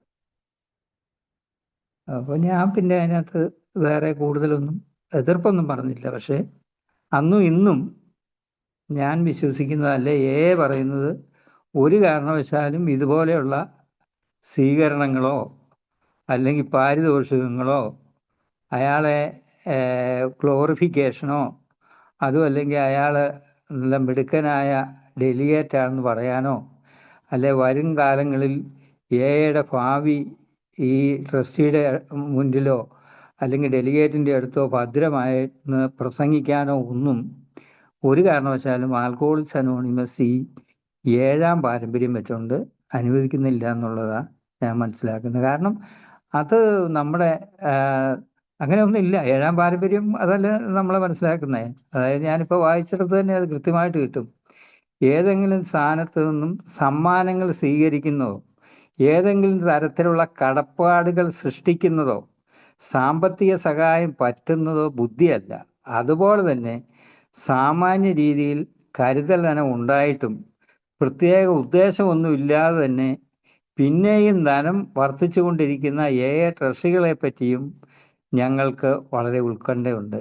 അപ്പോൾ ഒരു ഗ്രൂപ്പാണെങ്കിലും ഇൻ്റർ ഗ്രൂപ്പാണെങ്കിലും അല്ലെങ്കിൽ ഒരു ഏരിയ കമ്മിറ്റി ആണെങ്കിലും എവിടെയാണെങ്കിലും അനാവശ്യമായിട്ട് പണം ഇപ്പം നമുക്കറിയാമല്ലോ, ഗ്രൂപ്പിൽ മാത്രമേ പണത്തിൻ്റെ നമ്മുടെ കിറ്റ് വഴിയാണ്.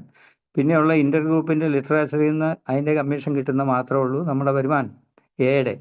പക്ഷേ അത് ഒരു കാരണവശാലും അത് ഒരു അപകടകരമായ മേഖല. അതുപോലെ ഹ്യൂജായിട്ട് നമുക്ക് സൂക്ഷിക്കാനുള്ള, അതായത് ട്രഷറികളെ പറ്റി എന്ന് പറഞ്ഞാൽ അങ്ങനെ സൂക്ഷിക്കാൻ നമുക്ക് പാടില്ല എന്ന് തന്നെ 7ാം പാരമ്പര്യം പറയുന്നത്. നമുക്കങ്ങനെ പണം വന്നാൽ നമ്മൾ കിറ്റ് വഴി നമുക്ക് ധാരാളം പണം കിട്ടുന്നുണ്ടെങ്കിൽ അത് ആ കിട്ടുന്ന പണം അതാത് കാലത്ത് തന്നെ കൃത്യമായിട്ട് നമ്മുടെ സർവീസിന് വേണ്ടി നമ്മൾ എടുക്കണം, നമ്മൾ ഉപയോഗിക്കണം.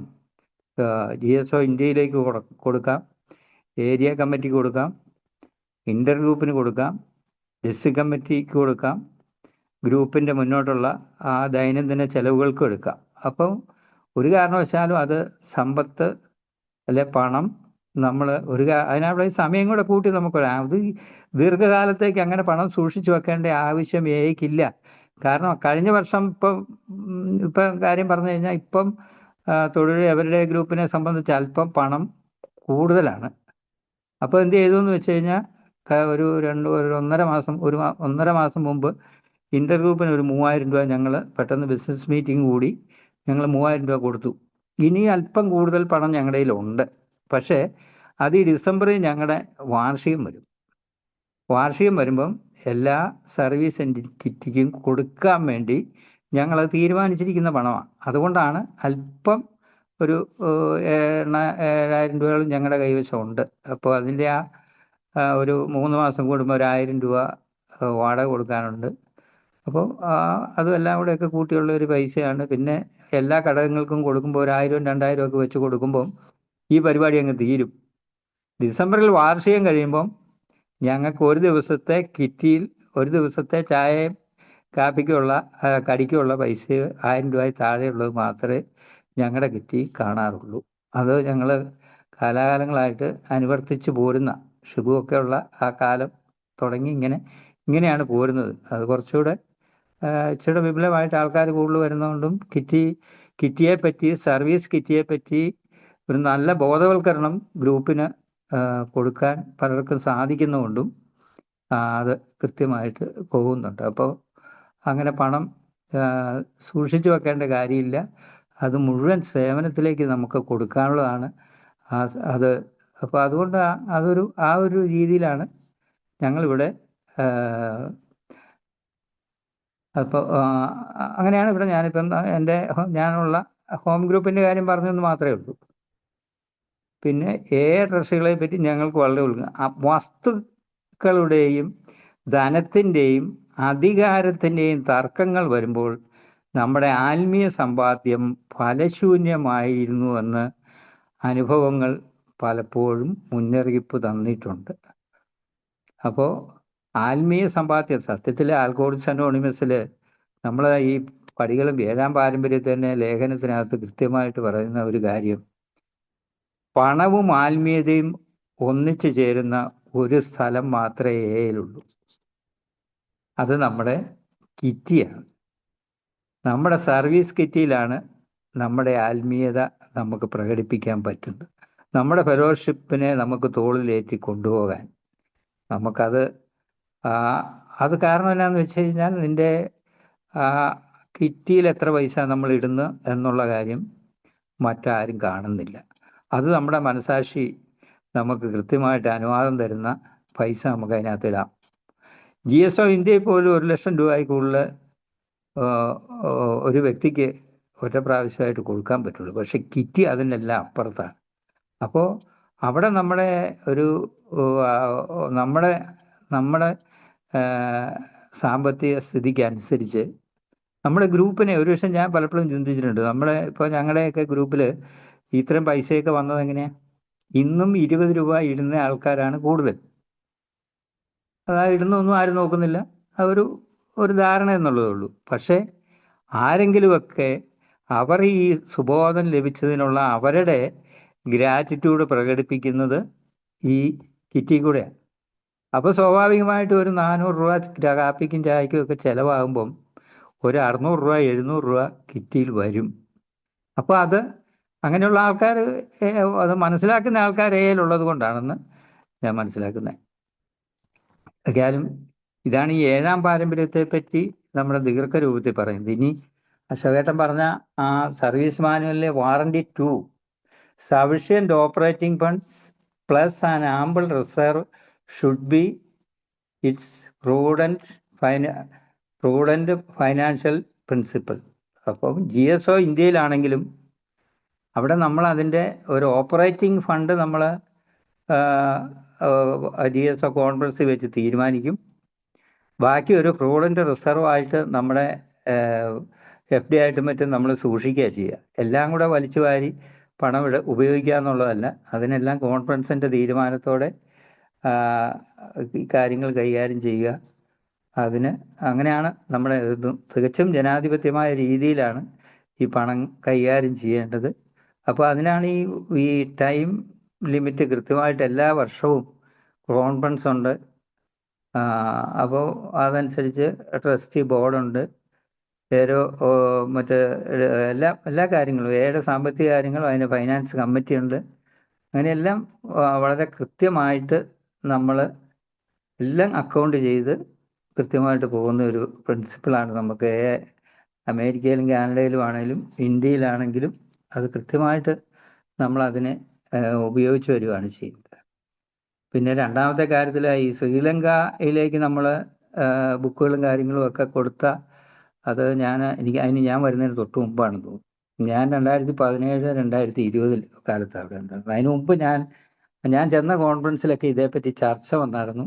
അത് നമ്മൾ കൊടുത്തതിനെ പറ്റിയൊക്കെ എല്ലാവരും പിന്നെ അതുപോലെ അവസാനം പറഞ്ഞു നിർത്തിയെടുത്ത് വേറൊരു കാര്യം കൃത്യമായിട്ട് പറഞ്ഞു. ഇന്നിപ്പം AI വേണ്ടി AI സേവനത്തിന് വേണ്ടി പൈസ ആവശ്യമുണ്ടെന്ന് പറഞ്ഞു കഴിഞ്ഞാൽ ആൾക്കാർ അല്പം കൂടെ ലിബറലായിട്ട് അത് തരുന്നുണ്ടെന്നുള്ളത് എനിക്ക് വ്യക്തിപരമായിട്ട് അറിയാവുന്ന കാര്യം. കാരണം ഞങ്ങളിവിടെ മാരാമൺ കൺവെൻഷൻ അതിൻ്റെ ഫലപ്രാപ്തിയെ പറ്റിയോ അത് സംബന്ധിച്ച് എന്തെങ്കിലും കോൺട്രവേഴ്സി ഉണ്ടെങ്കിൽ അതേപ്പറ്റി ചർച്ച ചെയ്യാൻ വേണ്ടി അല്ല ഞാനിത് പറയുന്നത്. അതിലേക്കൊന്നും ദയവേത് ആരും അത് അങ്ങനെ കണക്ക് കൂട്ടല്ലേ. അതായത് അതിനുവേണ്ടി പൈസ ഒരു മാസ് PA പോലെ ഒരു പബ്ലിക് ഇൻഫർമേഷൻ ഒരു വലിയ ഇതിൽ കൊടുക്കാൻ തീരുമാനിച്ചപ്പം എല്ലാ ഏരിയകളും അതിനകത്ത് കൈയച്ച് സംഭാവന തന്നു എന്നുള്ളതാണ്.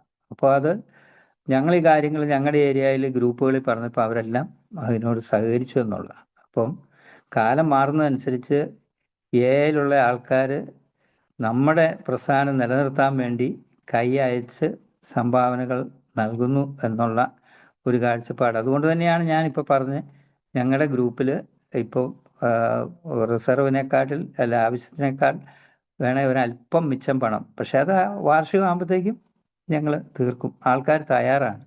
കാരണം അവരുടെ സുബോധത്തിൻ്റെ വില ഇത് ആത്മീയ പ്രോഗ്രാം ആണെങ്കിലും അത് സേവനത്തിലൂടെയാണ് ആ റിക്കവറി നമുക്ക് 3 പൈതൃകങ്ങളിൽ സേവനം നടത്താൻ വേണ്ടിയാണല്ലോ നമ്മൾ ഈ പൈസ കൊടുക്കുന്നത്. അപ്പോൾ ആ സേവനത്തിന് വലിയ ഒരു തലം ഇന്നിപ്പോൾ വേഗക്കാർ കാണുന്നുണ്ട്. അതൊരു വലിയ നല്ല കാര്യമായിട്ട് തന്നെയാണ് മനസ്സിലാക്കുന്നത്. അതല്ലെങ്കിൽ ബിൽഡബ്ല്യു പണ്ട് ചെയ്ത പോലെ, ബിൽഡബ്ല്യു വീട്ടിൽ നിന്ന് ഇറങ്ങിയപ്പം ഒരു മദ്യാസക്തനെ കണ്ടു, അയാളാകെ അടിച്ച് പാമ്പായി, മുഖമൊക്കെ വീർത്തിരിക്കുന്നു. അയാളെ പൈസ ചോദിച്ചപ്പോൾ അയാൾ $5 മറ്റോ എടുത്ത് കൊടുത്തു. എന്നിട്ട് അയാളുടെ ഗ്രൂപ്പിനകത്ത് വന്നപ്പോൾ അന്ന് ഇന്റർ ഗ്രൂപ്പിന്റെ എന്തോ ഒരു പൈസ കുറവുള്ള സമയമാണ്, വാടക കൊടുക്കാനായിട്ട്. അന്നേരം അയാൾ ഏറ്റവും ചെറിയ തൊട്ട് തപ്പുക, അയാൾ തന്നെ എഴുതി വെച്ചിരിക്കുന്ന കാര്യമാണ്. അപ്പോൾ എന്തുകൊണ്ടാണ്, എന്നിട്ട് അയാൾ പറഞ്ഞു, അത് ഞാൻ അവിടെ എൻ്റെ പൊങ്ങച്ചം കാണിക്കാൻ വേണ്ടിയാണ് ഞാൻ ഈ മദ്യാസക്തിന് $5 കൊടുത്തത്. പക്ഷെ എൻ്റെ ഗ്രൂപ്പ് ദാരിദ്ര്യത്തിലാണ്, അവിടെ കൊടുക്കാൻ എൻ്റെ ഈ പൈസ ഇല്ല എന്നുള്ളത് കൊടുക്കാൻ എനിക്ക് മനസ്സില്ല. ഇതാണ് നമ്മൾ ഓരോരുത്തരും എയുടെ കാര്യം വരുമ്പം പണ്ട് ആരോ പറഞ്ഞ പോലെ ഏറ്റവും മുഷിഞ്ഞ നോട്ട്, ഏറ്റവും ചെറിയ നോട്ട്, അല്ലെ അമേരിക്കയിൽ ഇത് പറഞ്ഞ ഏറ്റവും ചെറിയ കോയിനൊക്കെ ഇടുക എന്നുള്ളതാണ്. പക്ഷെ അങ്ങനെയല്ല. ഇന്ന് നമ്മൾ എയ്ക്ക് വേണ്ടി നമ്മൾ ഏത് പരിപാടി അനൗൺസ് ചെയ്താലും അത് എയുടെ പരിപാടിക്ക് വേണ്ടിയാണെന്ന് നമുക്ക് ബോധ്യമുണ്ടെങ്കിൽ, അല്ലെ നമ്മുടെ സർവീസിലുള്ള ആൾക്കാർ അതേപ്പറ്റി എക്കാരെ ബോധ്യപ്പെടുത്തുകയാണെങ്കിൽ തീർച്ചയായിട്ടും പൈസ മുടക്കാൻ അവർ തയ്യാറാണ്. കാരണം മറ്റൊന്നും കൊണ്ടല്ല, ഇത് സേവനമാണെന്ന് ഗ്രൂപ്പിലുള്ള ആൾക്കാർക്ക് അറിയാം. ഇതാരും കൊണ്ടുപോയി പൊട്ടടിക്കാൻ പോകുന്ന പൈസയല്ല. ഇത് നമ്മുടെ നിലനിൽപ്പിന് വേണ്ടിയും ഇനി വരാനിരിക്കുന്ന മദ്യാസക്തർക്ക് വേണ്ടിയും നമ്മൾ ഈ സേവനം മുന്നോട്ട് കൊണ്ടുപോകാൻ വേണ്ടിയാണ്, അല്ലെ എത്താത്ത സ്ഥലങ്ങളിൽ എത്തിക്കാൻ വേണ്ടിയാണെന്നുള്ള ബോധ്യത്തോടെയാണ് ഇതൊക്കെ ചെയ്യുന്നതെന്ന് ഞാൻ മനസ്സിലാക്കുന്നു. കാര്യങ്ങളൊക്കെ വേറെ ആരും അങ്ങോട്ട് ഈ 2-3 ദിവസം ഈ നമ്മുടെ ഈ വെള്ളിയാഴ്ചകളിൽ അശോകേട്ടൻ പറഞ്ഞിട്ട് വരുമ്പോൾ ആരും തന്നെ ഷെയർ ചെയ്യാൻ ഇല്ലാത്തതുകൊണ്ട് ഞാൻ അല്പം സമയം കൂടുതലെടുത്തു. എല്ലാവരും എന്നോട് ക്ഷമിക്കുക. എല്ലാവർക്കും സുബോധം ആശംസിച്ചുകൊണ്ട് നിർത്തുന്നു. നന്ദി, നമസ്കാരം. Thank you Joseph sir, thank you so much. എന്തായാലും ജോസഫ് സാർ അങ്ങനെ പറഞ്ഞുകൊണ്ട് ഞങ്ങൾക്ക് ഇങ്ങനെയുള്ള കാര്യങ്ങളെ കുറിച്ച് അറിയാൻ പറ്റുന്നുണ്ട്. അതുകൊണ്ട് എല്ലാ വെള്ളിയാഴ്ചയും വരാൻ ശ്രമിക്കുക. അങ്ങനെയാണെങ്കിൽ ഉപകാരമായിരുന്നു.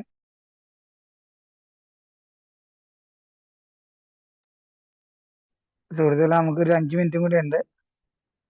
എന്റെ ഒരു ഷിബു, ഞാനൊരു ആൾക്കോളിക്കാണ്. പലരും വിചാരം എങ്ങനെയെങ്കിലുമൊക്കെ നടക്കുന്ന, അങ്ങനെ നടക്കുകയല്ല.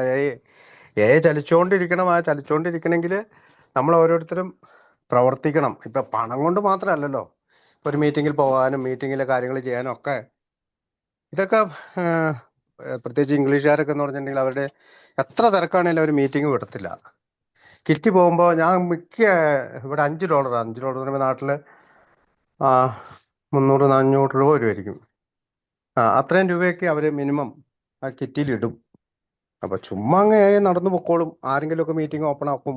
അങ്ങനെയല്ല അത്. കാരണം നമ്മൾ വന്നപ്പോഴും അവിടെ ആരെങ്കിലും ഒക്കെ അവിടെ സമയം ചെലവഴിച്ച് പണം ചെലവഴിച്ച് 8-10 കിലോമീറ്റർ അപ്പുറമൊക്കെ, ഞാനൊക്കെ വരുമ്പോൾ വെച്ചാൽ ഒരുപാട് ദൂരത്തു നിന്നൊക്കെ ആൾക്കാർ ഒരുപാട് സഞ്ചരിച്ചിട്ട് വേണമായിരുന്നു മീറ്റിംഗ്. ഇപ്പൊ 2-3 കിലോമീറ്ററിലൊക്കെ മീറ്റിംഗ് ഉണ്ട്. ഇപ്പൊ എന്റെ വീടിന്റെ ചുറ്റും ഒരുപാട് മീറ്റിംഗ് ഉണ്ട്. അപ്പൊ ചലിക്കണമെങ്കിൽ നമ്മൾ ചലിപ്പിക്കണം. അതിനെപ്പറ്റിയും കൂടി മാഷ് ഒന്ന് പറ. അല്ല, ജോസഫ് സാർ ഒന്ന് പറ.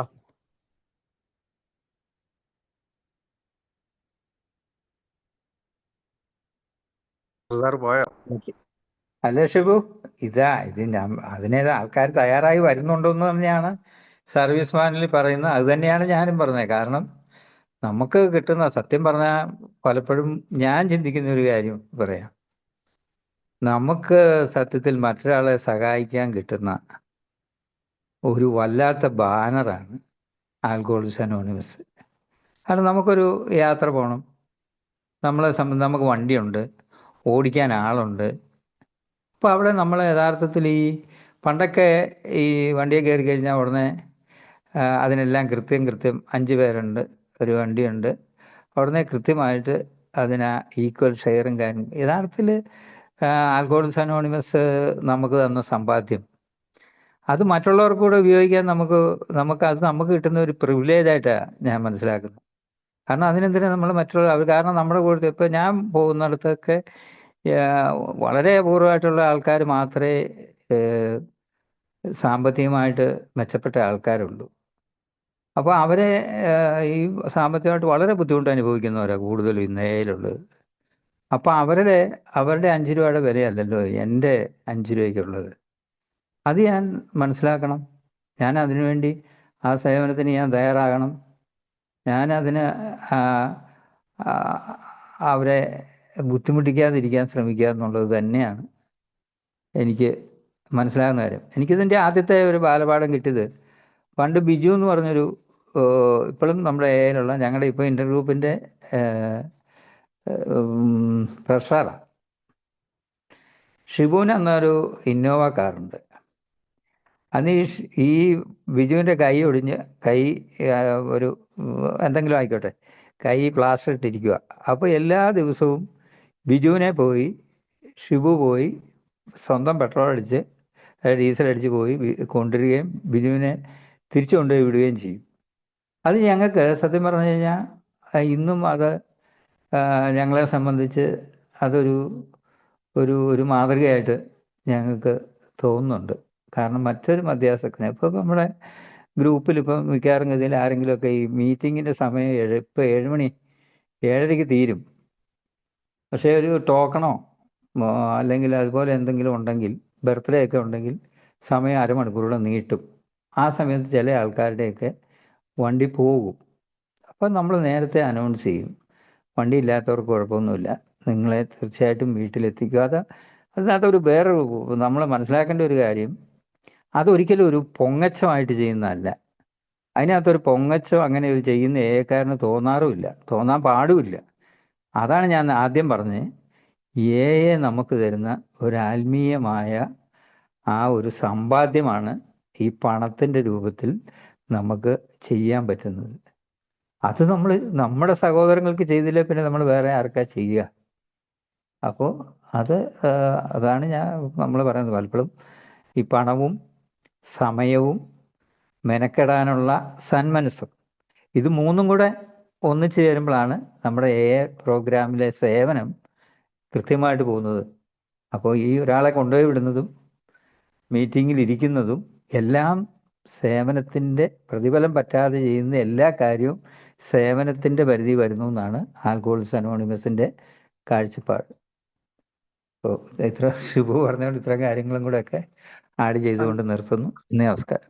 വേറൊരു കാര്യം കൂടി പറയട്ടെ സാറേ. നമ്മൾ പോകുമ്പോഴേ ഇപ്പൊ നമ്മളൊരു കടയിലൊക്കെ കയറുമ്പോൾ നമ്മളിതൊരു സ്ഥിരം തൊഴിൽ പോലെയാണല്ലോ, മറ്റൊരു തൊഴിൽ തന്നെയാണെന്നൊക്കെ പറഞ്ഞ പോലെയാണ് നമ്മൾ ഈ മറ്റുള്ളവരെ സഹായിക്കുക. അപ്പൊ ഈ ചായക്കടയിലൊക്കെ പോകുമ്പോ അല്ലെങ്കിൽ ഏതെങ്കിലും ഹോട്ടലിൽ കയറുമ്പോ സാർ അത് ഓർക്കണ്ടോന്നറിയില്ല, നമ്മള് മിക്കവാറും തന്നെ അപ്പന കൊടുക്കുക, ഓരോരുത്തർ അവരവരുടെ ഫുഡിന്റെ പൈസയും കൊടുക്കുന്നു. അതെന്ന് വെച്ചാല് അതാണ് ദീർഘകാലം നിലനിൽക്കുള്ളൂ. ഒരാൾ ഇച്ചിരി കാശുള്ള ഒരാള് അല്ലെങ്കിൽ അയാൾ മുഴുവൻ പൈസ കൊടുത്തു റെഗുലറായിട്ട് അയാൾക്ക് ഇത് ചെയ്യാൻ പറ്റില്ല. അതൊക്കെ നമുക്കൊരു മാതൃകയായിരുന്നു. അത് നമ്മുടെ പഴമക്കാർ തന്നെ നമുക്ക് കാണിച്ചു തന്ന. പിന്നെ ഈ പറഞ്ഞ പോലെ ഒന്നിച്ച് യാത്രകൾ ചെയ്യുമ്പോൾ കൊണ്ടാകുന്ന എന്തോരം യാത്രകൾ ചെയ്തിട്ടുണ്ട് നമ്മള് ഇന്നത്തെ കാലത്തെ. അതൊരു സുഖമാണ്. കാരണം ഒരേകാരോടൊത്ത് പല കാര്യങ്ങളും പറഞ്ഞ റൂബൻ, ഞാൻ, സാറ്, ഷംസുദ്ദീൻ, അങ്ങനെ ഒരുപാട് പേര്. അതൊരു എപ്പോഴും മറക്കാം. അതിപ്പോ അതിന്റെ ഫോട്ടോസൊക്കെ ഇപ്പൊ ഇടയ്ക്ക് പോപ്പപ്പ് ചെയ്ത് വരും ഈ മെമ്മറീസിൽ. അപ്പൊ കാറിലാണേലും പല വണ്ടികളിലും നമ്മളിങ്ങനെ പോണത് ഞാൻ ഓർക്കുക. അതൊക്കെ സുബോധത്തെ ഒരുപാട് സഹായിച്ചിട്ടുണ്ട്. അല്ലേ സാറേ? തീർച്ചയായിട്ടും അത് ഞാൻ പറഞ്ഞതിൻ്റെ അത് തന്നെയാണ്. അതായത് അതിനവിടെ നമ്മുടെ ഉള്ളിൽ, ഞാൻ പറഞ്ഞത് എന്നാന്ന് വെച്ചാൽ, നമ്മുടെ ഉള്ളിൽ മറ്റുള്ളവരെ പറ്റി വലിയൊരു പരിഗണന നമ്മൾ കൊടുക്കണം. അവരെ വെറും പാപ്പരായിട്ട് അവരുടെ പൈസ ഇല്ലാത്തതുകൊണ്ട് അവരെ കൊണ്ട് ഒന്നും ചെയ്യിക്കാതെ ഇരിക്കുക എന്നുള്ളതല്ല ഞാൻ ഉദ്ദേശിച്ചത്. അതിനാണല്ലോ നമ്മുടെ കിറ്റിയിൽ ഒരിക്കലും നമ്മൾ എത്ര പൈസ ഇടുന്നതെന്ന് ആരും അറിയുന്നില്ല. നമുക്കവിടെ കിറ്റി വഴി ഗ്രൂപ്പിനെ നമുക്ക് ഭംഗിയായിട്ട് സഹായിക്കാൻ പറ്റും. ഇപ്പോൾ ഒരിടത്ത് നമ്മൾ ദൂരം നമ്മൾ വണ്ടി വിളിച്ച് പോകുന്നു, അവിടെ നമ്മളൊരു വണ്ടിക്കൂലി എത്രയാണെന്ന് നോക്കും, ഭക്ഷണത്തിൻ്റെ പൈസ കൂട്ടും, രജിസ്ട്രേഷൻ ഉണ്ടെങ്കിൽ രജിസ്ട്രേഷൻ്റെ പൈസ എടുക്കും, നമ്മൾ തുല്യമായിട്ട് നമ്മളത് വീതിക്കും. പക്ഷെ അതിനു മുമ്പ് വേറൊരു കാര്യം ഗ്രൂപ്പ് ചെയ്യുന്നുണ്ട്. ആർക്കെങ്കിലും അങ്ങനെ പോകാൻ സാമ്പത്തികമായ ബുദ്ധിമുട്ട് അനുഭവിക്കുന്നുണ്ടെങ്കിൽ അവരെ സ്പോൺസർ ചെയ്യാൻ അവസരമുണ്ടെന്ന് ഗ്രൂപ്പിൽ പറയുകയും ആരാണിത് ചെയ്യുന്നതെന്ന് പോലും അറിയാതെ ആ സാമ്പത്തികമായിട്ട് അനുഭവിക്കുന്ന 1, 2, 3 ആൾക്കാരെ നമ്മൾ കൊണ്ടുപോവുകയും ചെയ്യുമായിരുന്നു. ഇപ്പോഴും അത് തുടരുന്നുണ്ട്. പലപ്പോഴും ആത്മാഭിമാനമുള്ള ആൾക്കാർ അതിന് പലരും തയ്യാറാക്കാരണം അത് വേണ്ട, ഞങ്ങളുടെ കയ്യിൽ ഉള്ളപ്പോഴേ പോരുന്നുള്ളൂ എന്ന് പറയുന്ന അവസരം ഉണ്ടായിട്ടുണ്ട്. എന്നാലും നമുക്കറിയാം അത്രയും ബുദ്ധിമുട്ട് അനുഭവിക്കുന്നു, അത് കുഴപ്പമില്ല, അത് നിങ്ങൾ അറിയേണ്ട കാര്യമില്ല എന്ന് പറഞ്ഞ് അവരെ നമ്മുടെ ഒരു കാരണവശാലും ഒരു ഡിഗ്രി പോലും അവരെ താത്തു നിർത്താതെ കാര്യങ്ങൾ കൈകാര്യം ചെയ്യാൻ പറ്റുന്നുണ്ട്. അപ്പോൾ അവരെ ഒരിക്കലും അങ്ങനെ ഒരു ഞാൻ ചോദിക്കുന്നത്, ഇതൊക്കെ എയിലല്ലേ നടക്കുള്ളൂ. അപ്പോൾ തീർച്ചയായിട്ടും അത് നമ്മുടെ 7ാം പാരമ്പര്യം തന്നെയാണ് ഷൂ പറഞ്ഞ കാര്യം. ഏതായാലും ഓക്കെ, താങ്ക് യു. നമ്മുടെ സമയം കഴിഞ്ഞു. താങ്ക് യു ജോസഫ് സാറേ, താങ്ക് യു സോ മച്ച് ശിവചേട്ടാ, താങ്ക് യു.